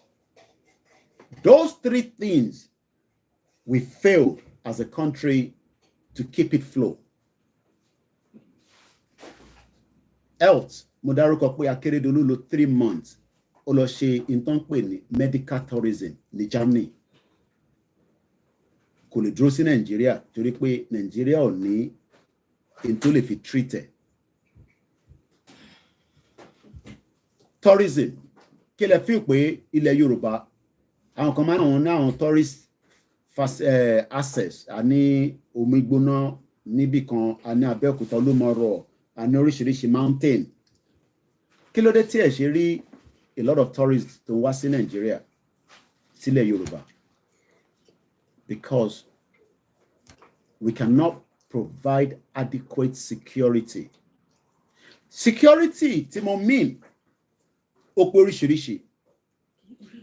I want to be able to come to Nigeria. Ẹ̀gbọ́n mi níbí báyìí nísìn. Mo fẹ́ lọ sí Ìkòsìgì àbí bẹ́ẹ̀ yeah I'm sure ẹ ti mọ ibi tí mo ń sọ ibi tó mi gbóná àti omi tútù wà. Tí bá wá débẹ̀ bí bá ṣe land ní airport mo ò ní security láti lo card mi. Ìyẹn card ti UK fẹ́ mi torí pé àwọn ń gbowó káàkiri nílùú yìí. Adli ló máa ìgbà míì gan ó lè ìkọ̀kọ̀sì ẹ ṣe gan ni. Adli ni a máa fi ní cash nílùú yìí cash wàá máa wá ìgbà míì ó lè máa ní owó gidi lọ́wọ́ báyìí pé o mú dání báyìí everything ti wà nínú wallet everything ti wà nínú card ṣé mọ̀ pé tí bá wá sí ìkọ̀gùsì yẹn mo ní lè lo card mi that means there's no security even for me to come and spend my money. So now, báwo lẹ ṣe fẹ́ kí n jókòó sí UK as a Nigerian citizen? Kí wọ́n sọ fún òyìnbó pé ibi tó ń lọ yẹn, má lọ bẹ̀ yẹn, má bọ̀ ní Ìkọ̀gùsì àbí Ìkọ̀gùsì nílùú Èkìtì lọ́nà wàbí, okay. Má bọ̀ níbẹ̀, opportunity tó máa gbádùn, wọ́n máa ṣe oúnjẹ iyán fún ẹ. Àbọ̀rọ̀ òye yín nísìn.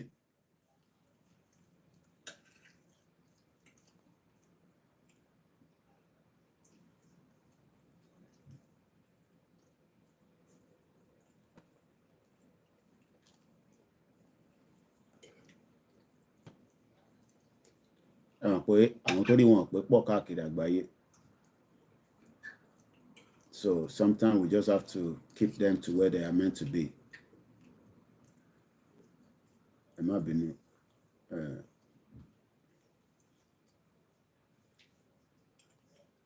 Tinubu is not going to divide Nigeria. Tinubu is going to finish his government and he's going to go just like Buhari. And the power will go back to the northern part of Nigeria. Tinubu is not going to divide Nigeria. So if anybody is thinking that Emuya Kuro ni mind, Ben, I'm a little so I'm a travel. So in back to worry not on now. At the summit, in India, a joint declaration will be released. And here is what it might be on the agenda and what the meeting have yielded so far. This is the latest coming out of the G20. No, I call mute one. No, about the mute one. I come out, heads of state and leaders from 19 countries and the European Union, plus our own president, Totidebe Ahmed Tinubu, will meet in New Delhi from tomorrow and on the 10th for the G20 summit. Why did Nigeria fail in that two sectors? Because those two sectors, when in not, one níbi tí wọ́n lè fi ṣe tourism. Nílẹ̀ Igbo ó wà, nílẹ̀ Yorùbá ó wà, ní Middle Belt ó wà. Kí ló dé tá ṣe fail for 24 years? People living in Nigeria are facing economic hardship, have sent their relations and friends. The reason is because all these leaders were never honest from day one.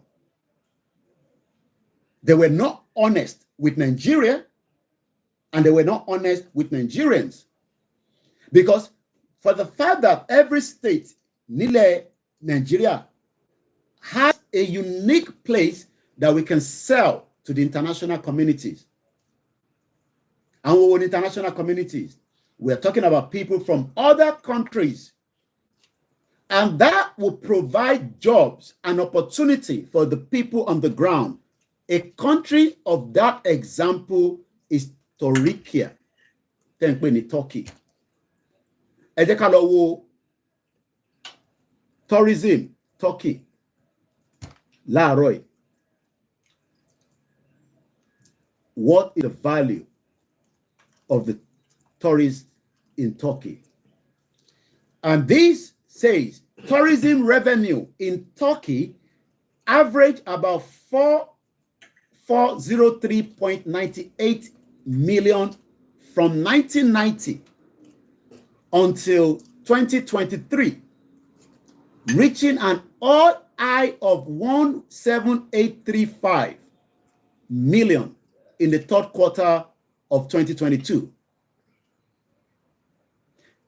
The government of Nigeria, látọ̀dọ̀ Ọbásanjọ́, Yar'Adua, Jonathan, Buhari, àìtí mọbi tí Tinubu fẹ́ lọ lórí ọ̀rọ̀ tourism, because if we are going to be part of a organization like the G20, Nigeria has to scale up.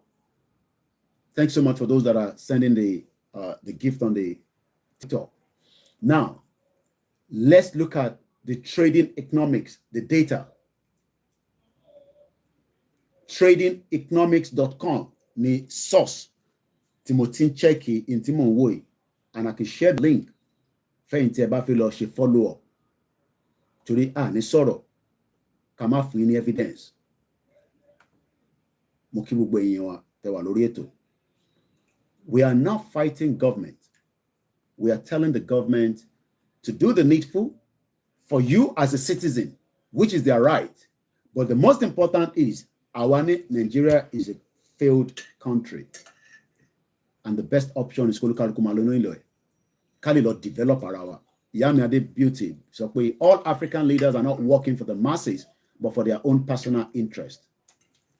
I totally agree with her. Bishop Adesina, any northern transaction will be controlled by our Yoruba national policy.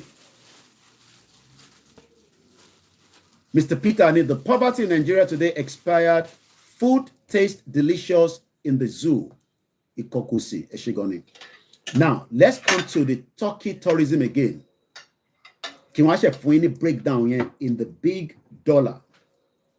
By figure. Let's go with it. Tourism revenue in Turkey actually rose by 23.1% on the year to $13 billion.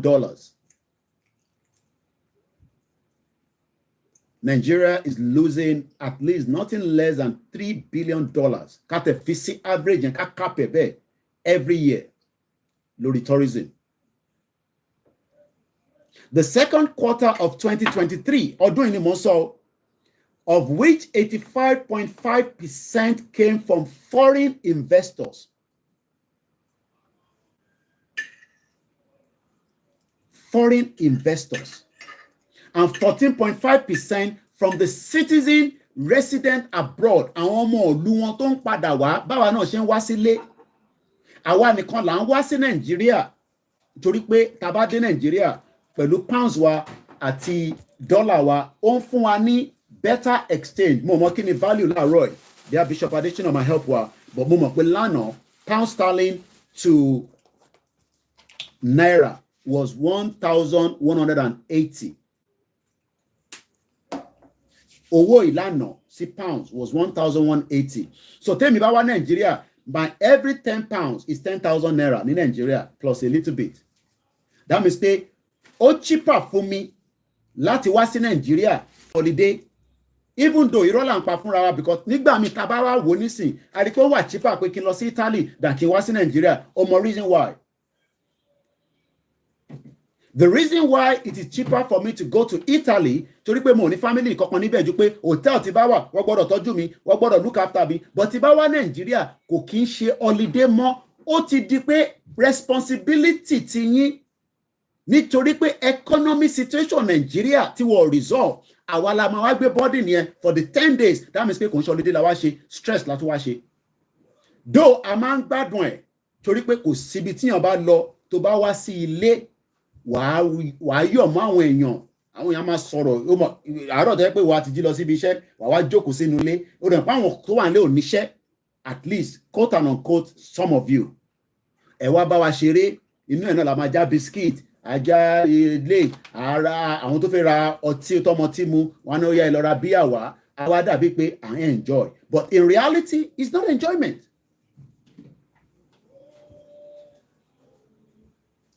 ṣé Ọ̀ṣínbàjò nìyẹn lẹ sọ pé he spent the past 7 years in regretting his decision of supporting Buhari that is my reason I don't know what mo mọ̀rúkọ ní tẹ̀sán yẹn ẹ forúkọ síbẹ̀. So àwa tí a wà labroad we expect àwọn òyìnbó I'm not talking about òyìnbó British nìkan òyìnbó European Union òyìnbó Eastern Europe àwọn Russia wọ́n ṣeré lọ sí Turkey ju kí ló dálẹ̀ lọ tẹ bá pàdé wọn ní airport ọjà tó ń rà kò ń ṣe kékeré rárá because kò ń ṣe pé wọ́n tún lọ fún tourism àbí wọ́n lọ ṣe as a tourist wọ́n tún lọ ń rajà ní Turkey. So Nigeria should have been the hub. Lóòótọ́, the African countries are coming to Nigeria. Tó bá dé Alaba lẹ́ni nísìn, tó bá dé Computer Village, wàá máa bèrè pé kí ló dé gbogbo èrò tó pọ̀ yìí? It's because Nigeria jẹ́ gẹ́gẹ́ bí hub. Àwọn kan fi wá ra plum tomato, àwọn kan fi wá ra iyọ̀, sugar, nítorí Dangote ń produce ẹ̀. Wàá kó jáde, wàá lọ tà, wàá jèrè, wàá tún padà wá. But sọ pé even within Africa, tí ní a lot of àwọn tó ń wá, kàmáì tí wàá sọ ní Europe. Number one, ní facility tí ó lè contain the kind of traffic for tourism. Okay, ṣé Ondo airport ṣó lè ṣiṣẹ́ láti allow the kind of crowd tó máa wá láti ta. Kò ń ṣe pé wọ́n lè ṣe gbogbo kìíní. But when we are in a country where tá bá ń sọ pé direction báyìí, àwọn náà ta sọ pé báyìí, olúkálukú wá ń lé president tó máa ṣe sọ́dọ̀ tiẹ̀. Expectation gbogbo ọmọ Yorùbá láàárọ̀ yìí nísìn ni pé Bọ́lá Tinubu gbọ́dọ̀ roko tó pọ̀ sọ́dọ̀ tiwa nítorí pé Buhari ránṣẹ́ pé kó lọ ṣe Niger rail line tó cost wa ní $2 billion o project yẹn ti stall báyìí nísìn kò lọ síwájú kò lọ sẹ́yìn.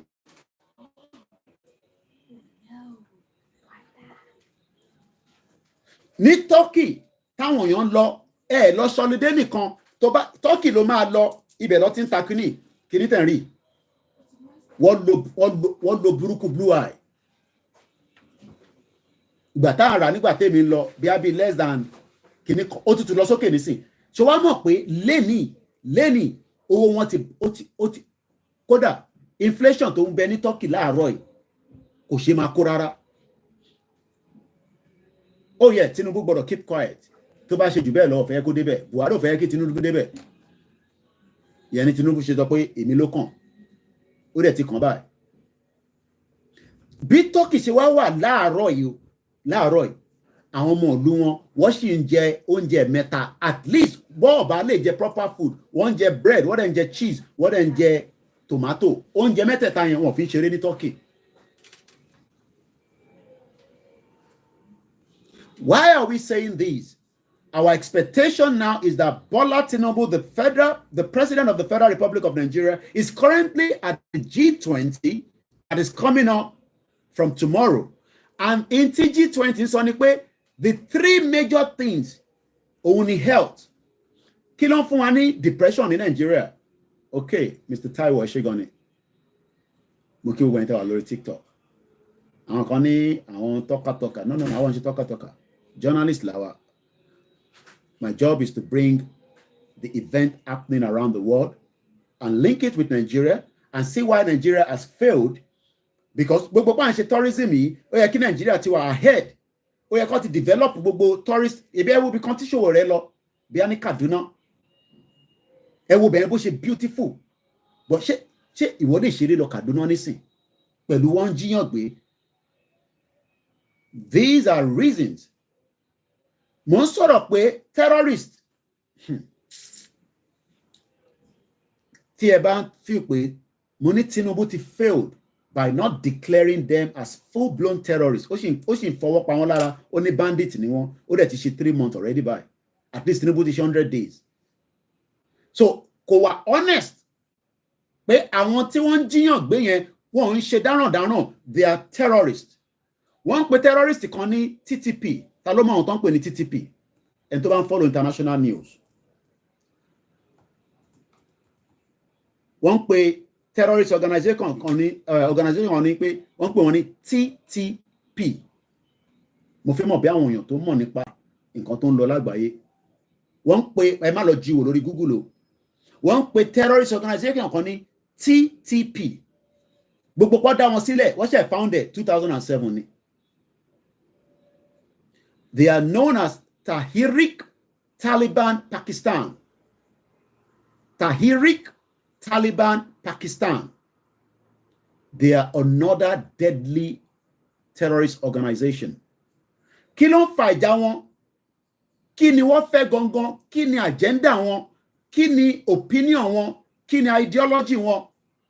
The Pakistan Taliban, formerly called the Tehrik Taliban Pakistan, is an umbrella organization of the various Islamic armed and militant groups operating along Afghan and Pakistan border.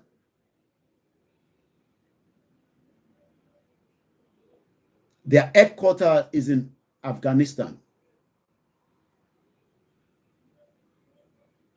They are very, very deadly. The total value of weapons America abandoned, see, Afghanistan, is close to $10 billion. Àwọn weapon yẹn nísìn, àwọn Afghanistan, wọ́n ta AK-47 kan nísìn ní $130, wọ́n ta MG ní $2,400. So Afghanistan have now become another market tó ń ta weapon. Àwọn TTP yìí tí a bá ní a fẹ́ Nàìjíríà tó ń ṣiṣẹ́ tó máa fún wa ní tourism, can we protect the tourists coming into the land?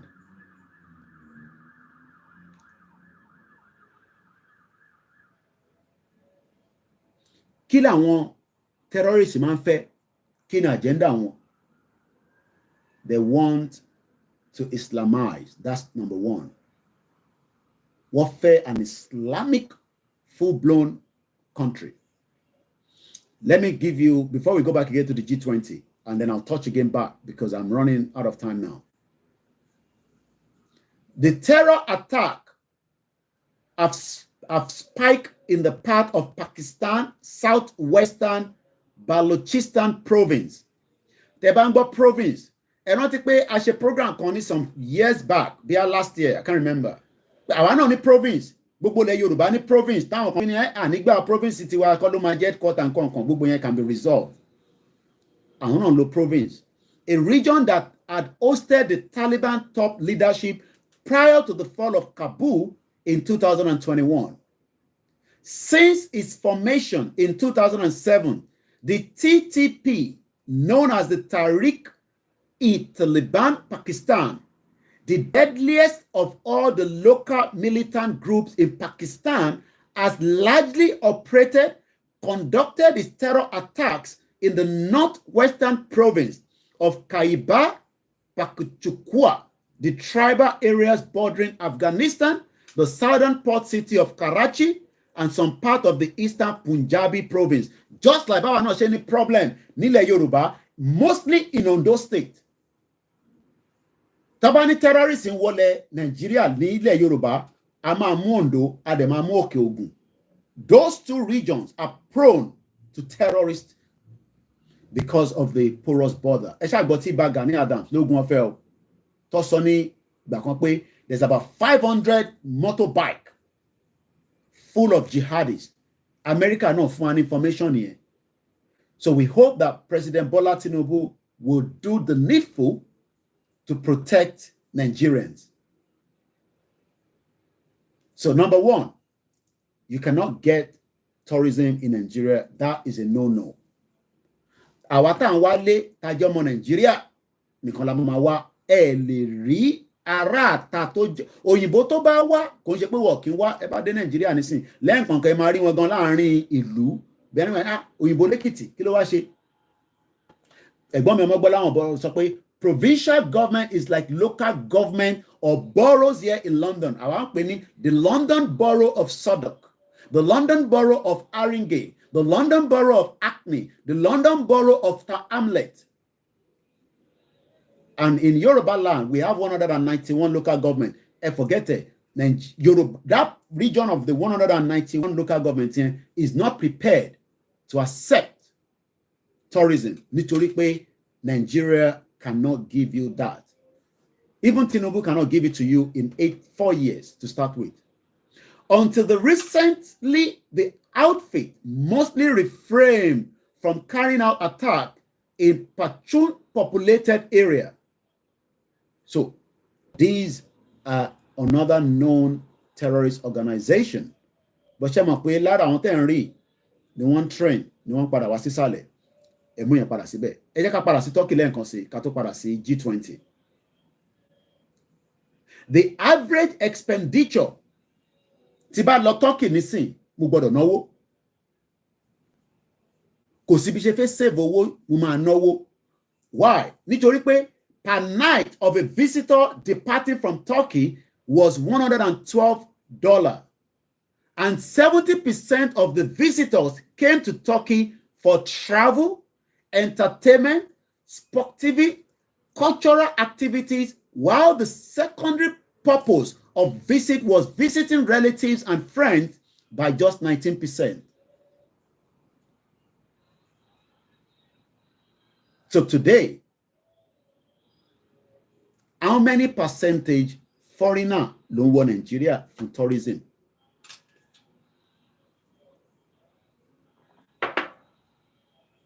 How many? Mo wo ìjà kan bọ̀ ní ọ̀dọ̀ yín ní United Arab Emirates. Bọ̀bọ̀ mo rántí orúkọ ẹ̀. Bọ̀ wọ́n ń ṣe press kìíní wọn lánàá. Wọ́n á ń wo bọ̀bọ̀ yẹn àwọn méjì wọ́n máa jẹ̀ṣẹ̀ ní UAE ní October 4. Mo mọ̀ bí Twitter máa gbé advert yẹn kọ́ sí. Mo ṣe rí advert yẹn kí n tó lọ sùn.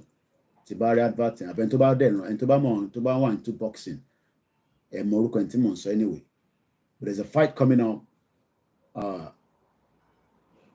ní Dubai. Ṣé mọ̀ pé Dubai tí Tyson Fury àwọn tó mọ̀ nípa ìjà nìyẹn. Ẹ mọ̀ pé ìtòlúkàlùkù bá mọ̀ ọ̀tọ̀ọ̀tọ̀ ni. So kò ń ṣe gbogbo nǹkan làwa náà mọ̀.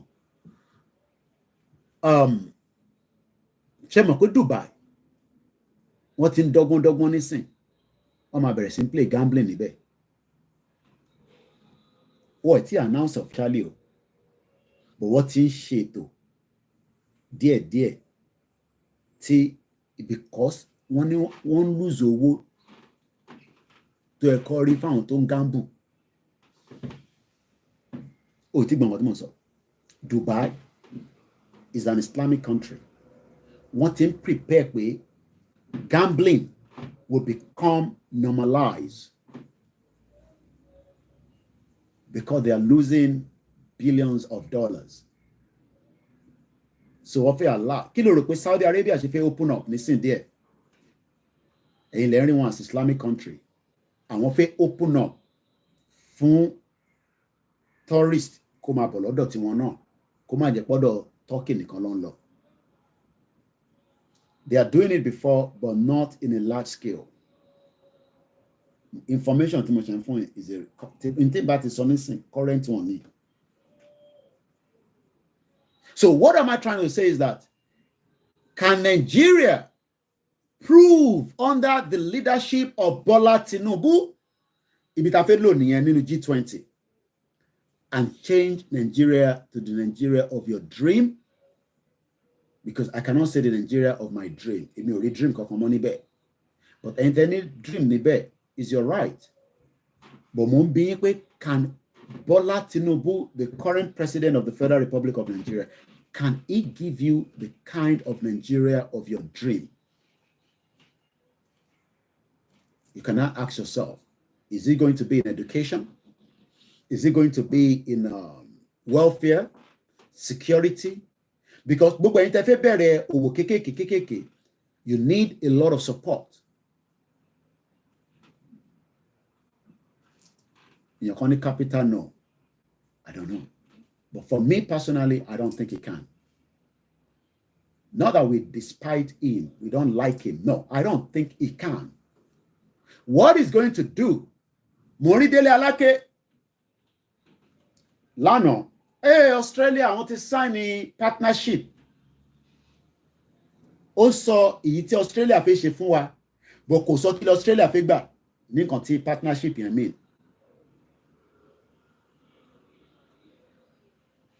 Only àwọn Nigerians máa lọ ṣe training. When it comes to mining, Australia is the best in the world. It's good that we train more Nigerians in that sector. But kí ni Australia fẹ́ gbà in return? Though ilé ayé is about give and take.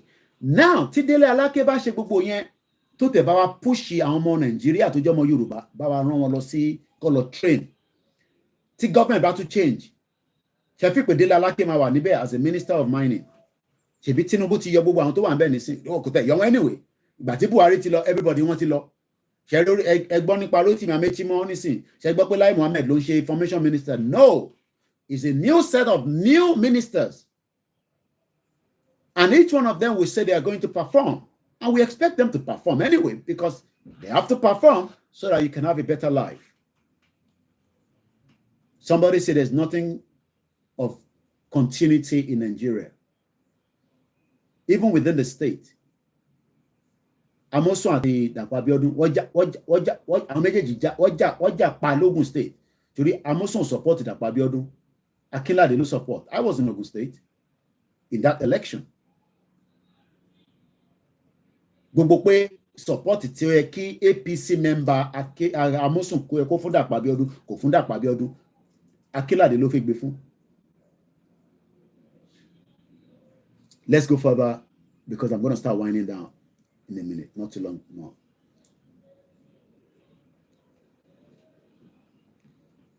Heads of state, this will mark the end of Indian year-long presidency of the International Forum.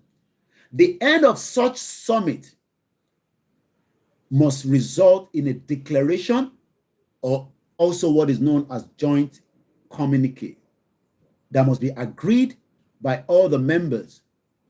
But the reason why they are not going to agree, there's a lot of friction between America and Russia.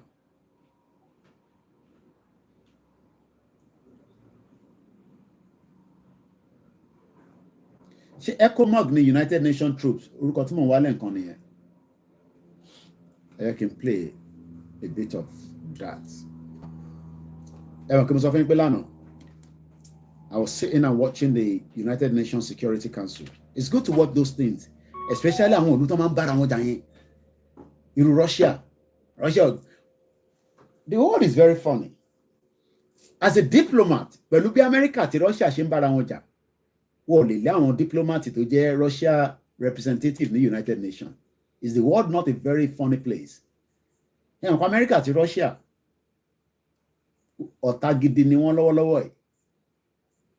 But láàrin méjì wọ́n sì ń ṣe business.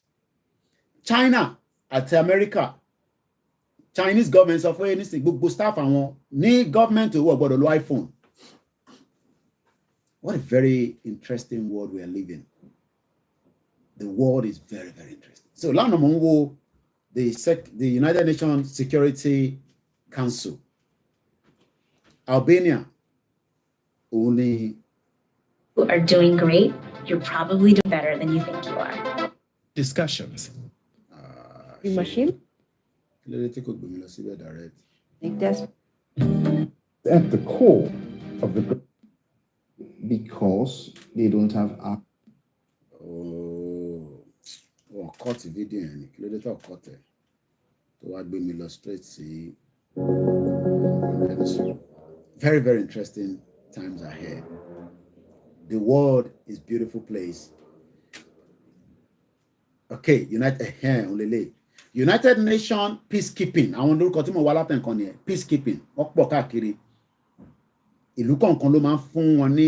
The Security Council will now begin its consideration of item 2 of the agenda. I now give the floor to Mr. Jean-Pierre Lacroix. So, thank you, Mr. President. I welcome this opportunity to brief the security. When you see this, all this sitting, but what she got a joko. Now, expectation on it, èmi ò tí mọ̀ kí ló máa jáde in the communique, whereby Sunday or Monday, I'll be able to come back and give you the update on that. But I'm just preparing our mind that Tinubu is looking for every means pé kí Nigeria lè jẹ́ a country for investors. Ó ti bá àwọn Indian kan sọ̀rọ̀, àwọn billionaires wọn. There's nothing wrong in that. Wọ́n ti ń sign àwọn deal kankan. It's good for Nigerians as long as you'll be able to get a job.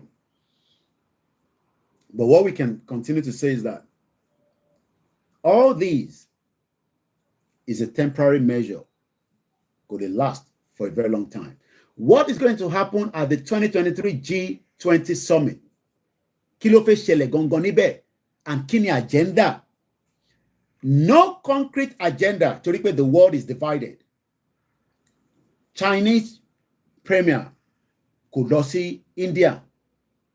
Wọ́n ní ìbọ̀ tó lọ sí South Africa fún BRICS. Kí ló dé tó wá fún ti India? Nítorí pé ìjà wà láàrin India àti China. There's a friction, especially within the borders as well. So it's not attending. But there's no concrete agenda. It's mentioned at the outset of the G20 summit. But based on the theme this year, èdè wọn ló kọ́kọ́ fi kọ Vasudevaya Kutumbakam, which means one earth, ayé kan, one family, one future. India has put the focus on sustainability as a core issue. Then, Mr. Victor, the country needs to be secure before we can talk about bringing in investors. But Tinubu thinks that he can convince investors. But look, am I worried? Child protection, what they would do, which they can do. The government will say, as an example, I don't know, I'm just giving an example now. Indian firm, tó bá fi wá ṣiṣẹ́ ní Nigeria, àkó as many security síbẹ̀. Kódà bọ́mọ Nigeria kan bá ṣe nonsense, ẹ̀yìnbọn kẹ́ pàdánù. Àwọn staff wọn wọ́n máa gbé within ibẹ̀. Kódà wọ́n lè ṣe plane tó máa land síbẹ̀ gan tó máa take off. But that is not a true picture of the security of a state or of a country. So Tinubu is looking for a lot of investors and probably to be a member of the G20. So one earth, one family, one future. A recent statement from the White House, Ilé Agbára, which the White House city solo. White House là ń lọ ilé funfun kẹ́lẹ́lẹ́ ìyẹn kọ́ ni mò ń sọ White House America bẹ́ẹ̀ sọ Bàbá Èkìtì ní Ìkẹjà America Ìkẹjà kọ́ ni o America ti tòkè lọ́hùn. A recent statement from the White House also said that the G20 partners tí Russia wà níbẹ̀ àti America táàrin wọn dánmọ́rán rárá títí di wákàtí will discuss a range of joint efforts to tackle global issues. Kí ni global issues? Ààrẹ náà ní ilé tá à ń discuss yìí. Kò ń ṣe Yorùbá nìkan ló fẹ́ lọ. Ara global issue náà lélẹ̀. Including on the clean energy transition and combating. I'll bring this program down at exactly 10:30 so that I have half an hour to prepare for the Star Radio. Then the Star Radio, like I said, Monday to Friday, if you're going to be watching it live, you will have to watch it at the Koikimedia backup YouTube channel. I posted it at friend Bamo, or you can search for WD76 Media. You better marry live. Tabak Pari live in last time upload it because we want you by pushy Koikimedia TV and Edeka pushy the other two media backup wa. Ìkan wà ìyẹn fún ẹjọ́ bá ní question Koiki bá mi ṣe research lé lórí gbogbo ìyẹn kò ní ju 10 minutes lọ or less than 10 minutes. So I'm sure some of you have come across those two channels. So America is talking about clean energy transition, combating climate change, mitigating the economy and social impact of the Putin's war in Ukraine. America and Toja. And increasing the capacity of the multilateral development banks, including the World Bank. World Bank is not working for me and you, okay? Àwọn tó ń ṣiṣẹ́ fún ọmọra wọn àti IMF. But the most important is to better fight poverty. Níbo ni poverty pọ̀ sí jù? Africa. Níbo ni Africa? Nigeria. Including by addressing global challenges. Ó pọ̀ rẹpẹtẹ. India has also presented itself as the voice of the global South. Níbo ni Nigeria wà? South Africa ti outshine wa. Nigeria tó yẹ kó jẹ́ ìlú tó máa support so many of the other African countries. It has failed. It has completely failed. So India is now the voice of the global South.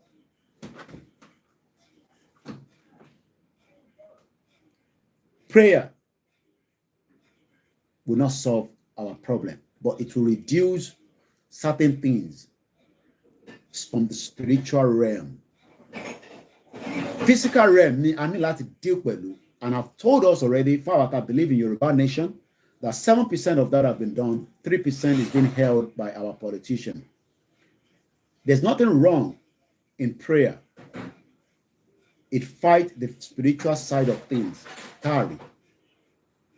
But in reality, our physical being, by Lama deal with it. Tibajo Koikimedia, moral prayer, Kowaba Insoro, could make sense. I have to be here physically. Àfi tó bá yẹ pé mo ṣe audio jáde, àbí mo ṣe video mo á post it.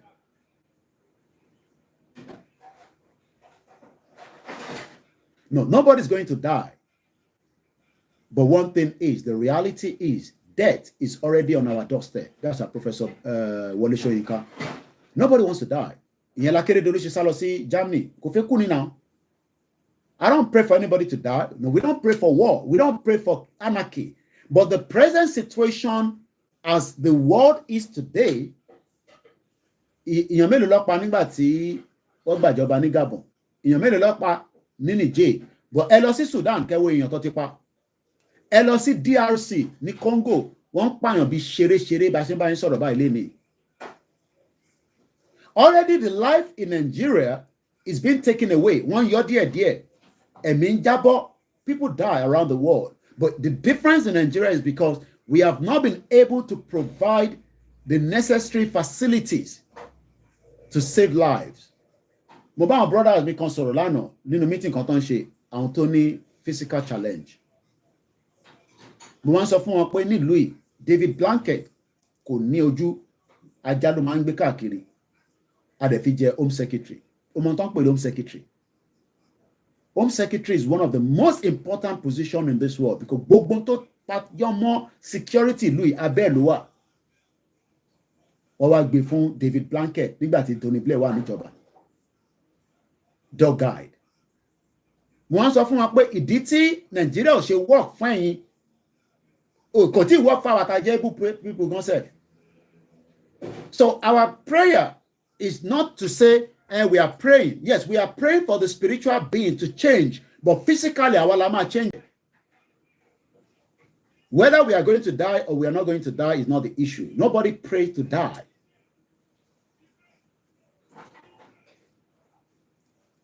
So, as we're wrapping up in just 9 minutes, India, ó ti lọ gan. Ṣé mọ̀ pé India lọ́wọ́lọ́wọ́ báyìí, UK is getting concerned. European country is getting concerned.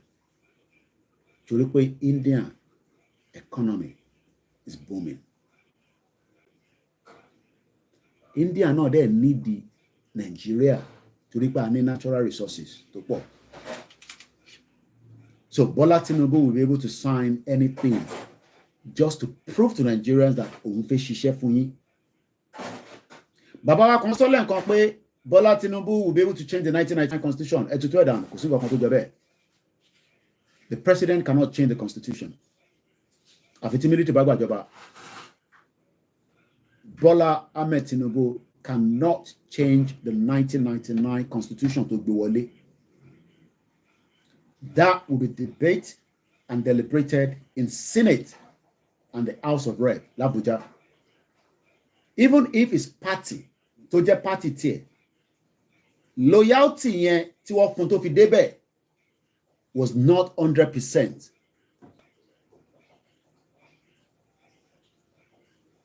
Western world don't pray, they plan work towards their lands, invent, renovate, and selfless. You're right, I totally agree. But spiritually, until our belief here, we must pray for so many things so that we can survive. And like I said, there's nothing wrong in prayer. It is just that it changed only the spiritual realm, but the physical part. Akeredolu ṣe jókòó sí Nàìjíríà kó ní kó máa ṣàdúrà fún un. Kí ló tó sá lọ sí? Because ọ̀rọ̀ mẹ́ta tí mò ń sọ lónìí náà nìyẹn, G20, Akeredolu àti Yoruba Nation. So tí bá ń dárúkọ Akeredolu lẹ́yìn all the time, kẹ́ máa wọ̀n náà kí ló dé tí bọ̀bọ̀ tó dárúkọ? It's because it's part of my topic today. Akeredolu ṣe jókòó pé ẹ máa ṣàdúrà fún mi, ẹ̀yin sẹ̀lẹ̀, ẹ̀yin KICC, ẹ̀yin Catholic, gbogbo àwọn àfà, gbogbo babaláwo. No, ó ní láti lọ ṣàyẹ̀wò sí nǹkan tó ń ṣe. Tó bá tẹ̀ wọ́n á máa fi àdúrà ràn lọ́wọ́, ìyẹn á wá fi clear the spiritual side of things pé tó bá yẹ pé wọ́n rán àrá wá ni gbogbo ibi tára yẹn bá wà ẹ jẹ́ kó dúró síbẹ̀ but wá kọ́ má ṣe máa treat ẹ̀. Tinubu doesn't control the military, the mineral resources and the finance. The European country controls them. Àwọn èèyàn ní believe in anyway. Mo á kí gbogbo alẹ́ nǹkan sí. I'll be on again at 11 o'clock, but not on the Koikimedia. It would have to be on the backup channel.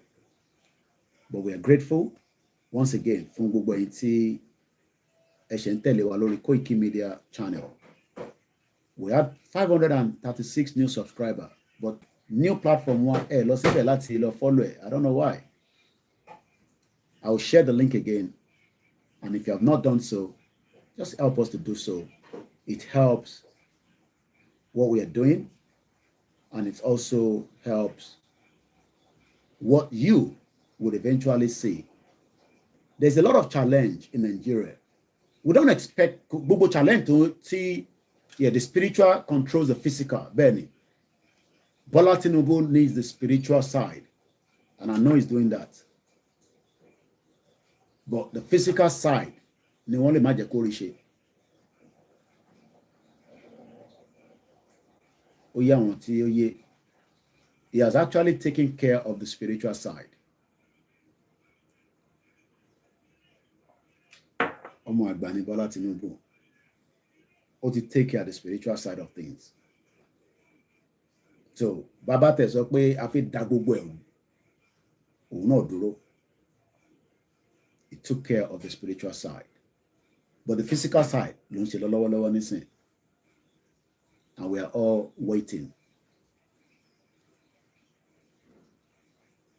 and see how far it can go. Benny, let him work it out physically. He performed very well spiritually. And he must have given something for something.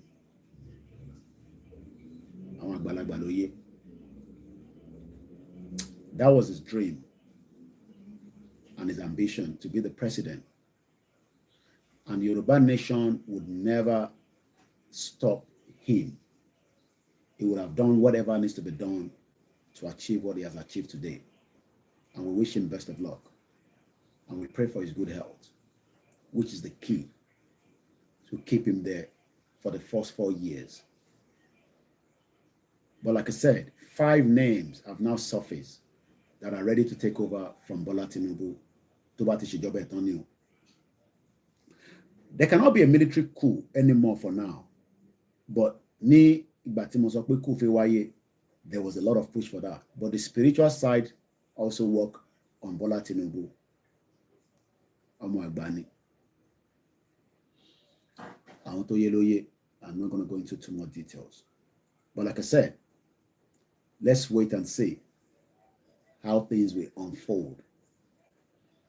Yoruba, everybody will have to tighten our seatbelt. Bola Tinubu mọ̀ pé Buhari damage in Nigeria. Maybe that was not their plan. Kò yẹ kó damage ẹ̀ tó yìí, kí ló dé?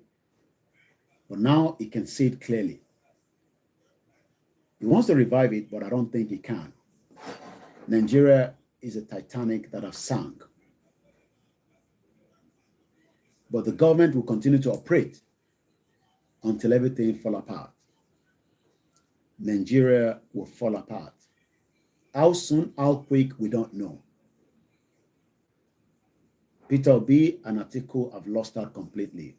There's nothing they can do. Supreme Court will not change the narrative. But we don't know what is going to happen. All I can say to us is, there hasn't been much of attack right now. Take note of that. After 60 days, the Supreme Court need to make decision. We hope the attack will not be increased again. I don't know who's going to be behind it. I'm talking about the terrorism. I hope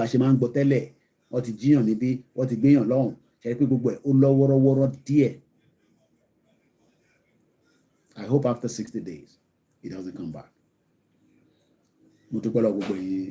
Olólùfẹ́ wa mo kẹ́yìn mùsùlùmí dáadáa pé akọ́lá jímọ̀ ọlọ́run bẹ̀rẹ̀ dùnmọ̀rẹ́ àwa tá wà níta àtẹ̀yìntẹ̀ wà nínú ilé a máa fi ṣọ́ ẹ̀ṣọ́ wa. No one is perfect. We are not saying we are perfect, but we want Yoruba nation and we can make things work. But if you say you want Nigeria, you would have to fasten your seatbelt. Mo rí àwọn ọmọ Igbo lánàá. Fídíò yẹn ni máa share sórí platform fẹ́yìn tí ẹ bá fẹ́ lọ bá wa follow W76 media tí mo sọ yẹn.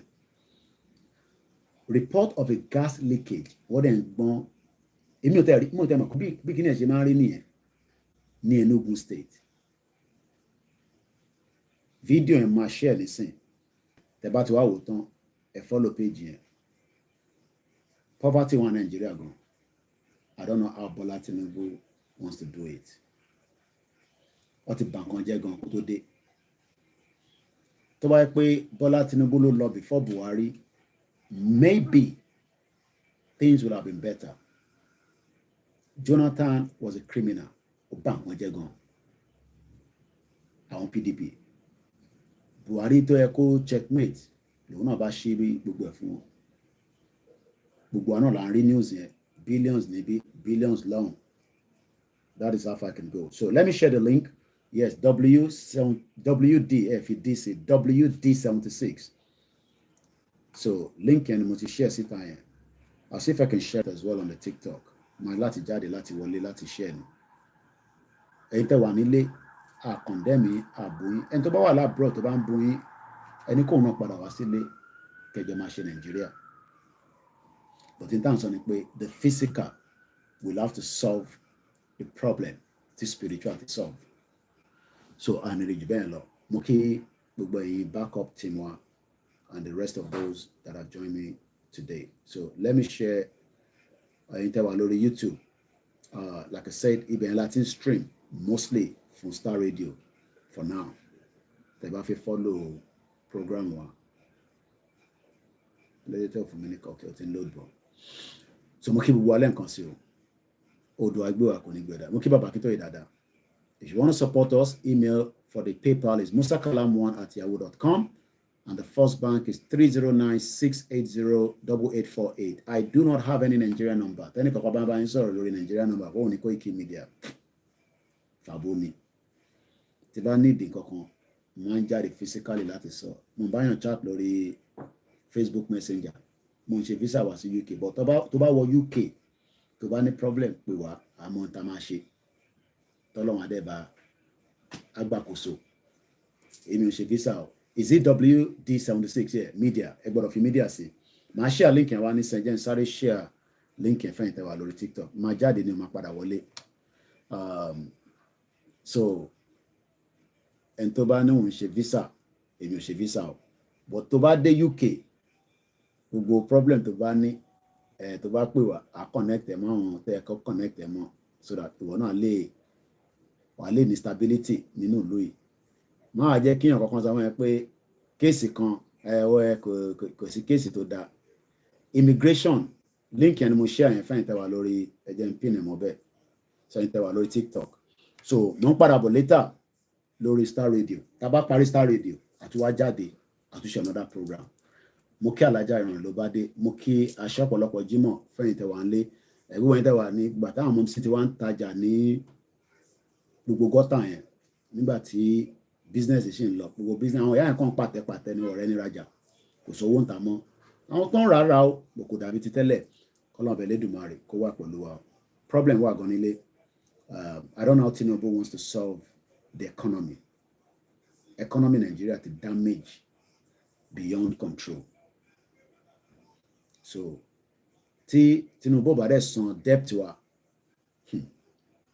ẹ lọ ìlú kan wà tó ń pè ní Venezuela ẹ lọ wòlú yẹn wọ́n ní epo tó pọ̀ bọ̀ ìyà ń jẹ wọ́n gan Venezuela nílùú yẹn wọ́n ní epo tó pọ̀ bọ̀ ìyà ń jẹ wọ́n so ọlọ́run wà pẹ̀lú wa so yẹ kí n lọ prepare Star Radio mo kí gbogbo alẹ́ nǹkan sí Allen Conde thank you so much and the rest of you gbogbo ẹni tí a wà lórí TikTok yes he needs to pay the debt tá a bá ti san debt wa problem ni o èmi ò ń ṣe financial person but tẹ́lẹ̀ nǹkan bá jẹ gbèsè mo gbọ́dọ̀ èmi náà àwọn náà jẹ gbèsè nílùú yìí gbèsè kí là ń jẹ gbèsè gas gbèsè electricity wà máa san díẹ̀díẹ̀ tó o bá ti san tó bá dé stage kan ó yẹ pé tìlú yìí a lọ gba court injunction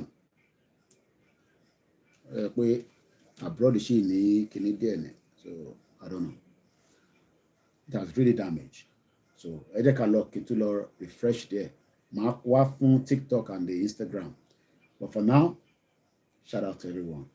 Thank you so much. Koikimedia bringing the world closer to your doorstep. Have a very good morning. Bye for now.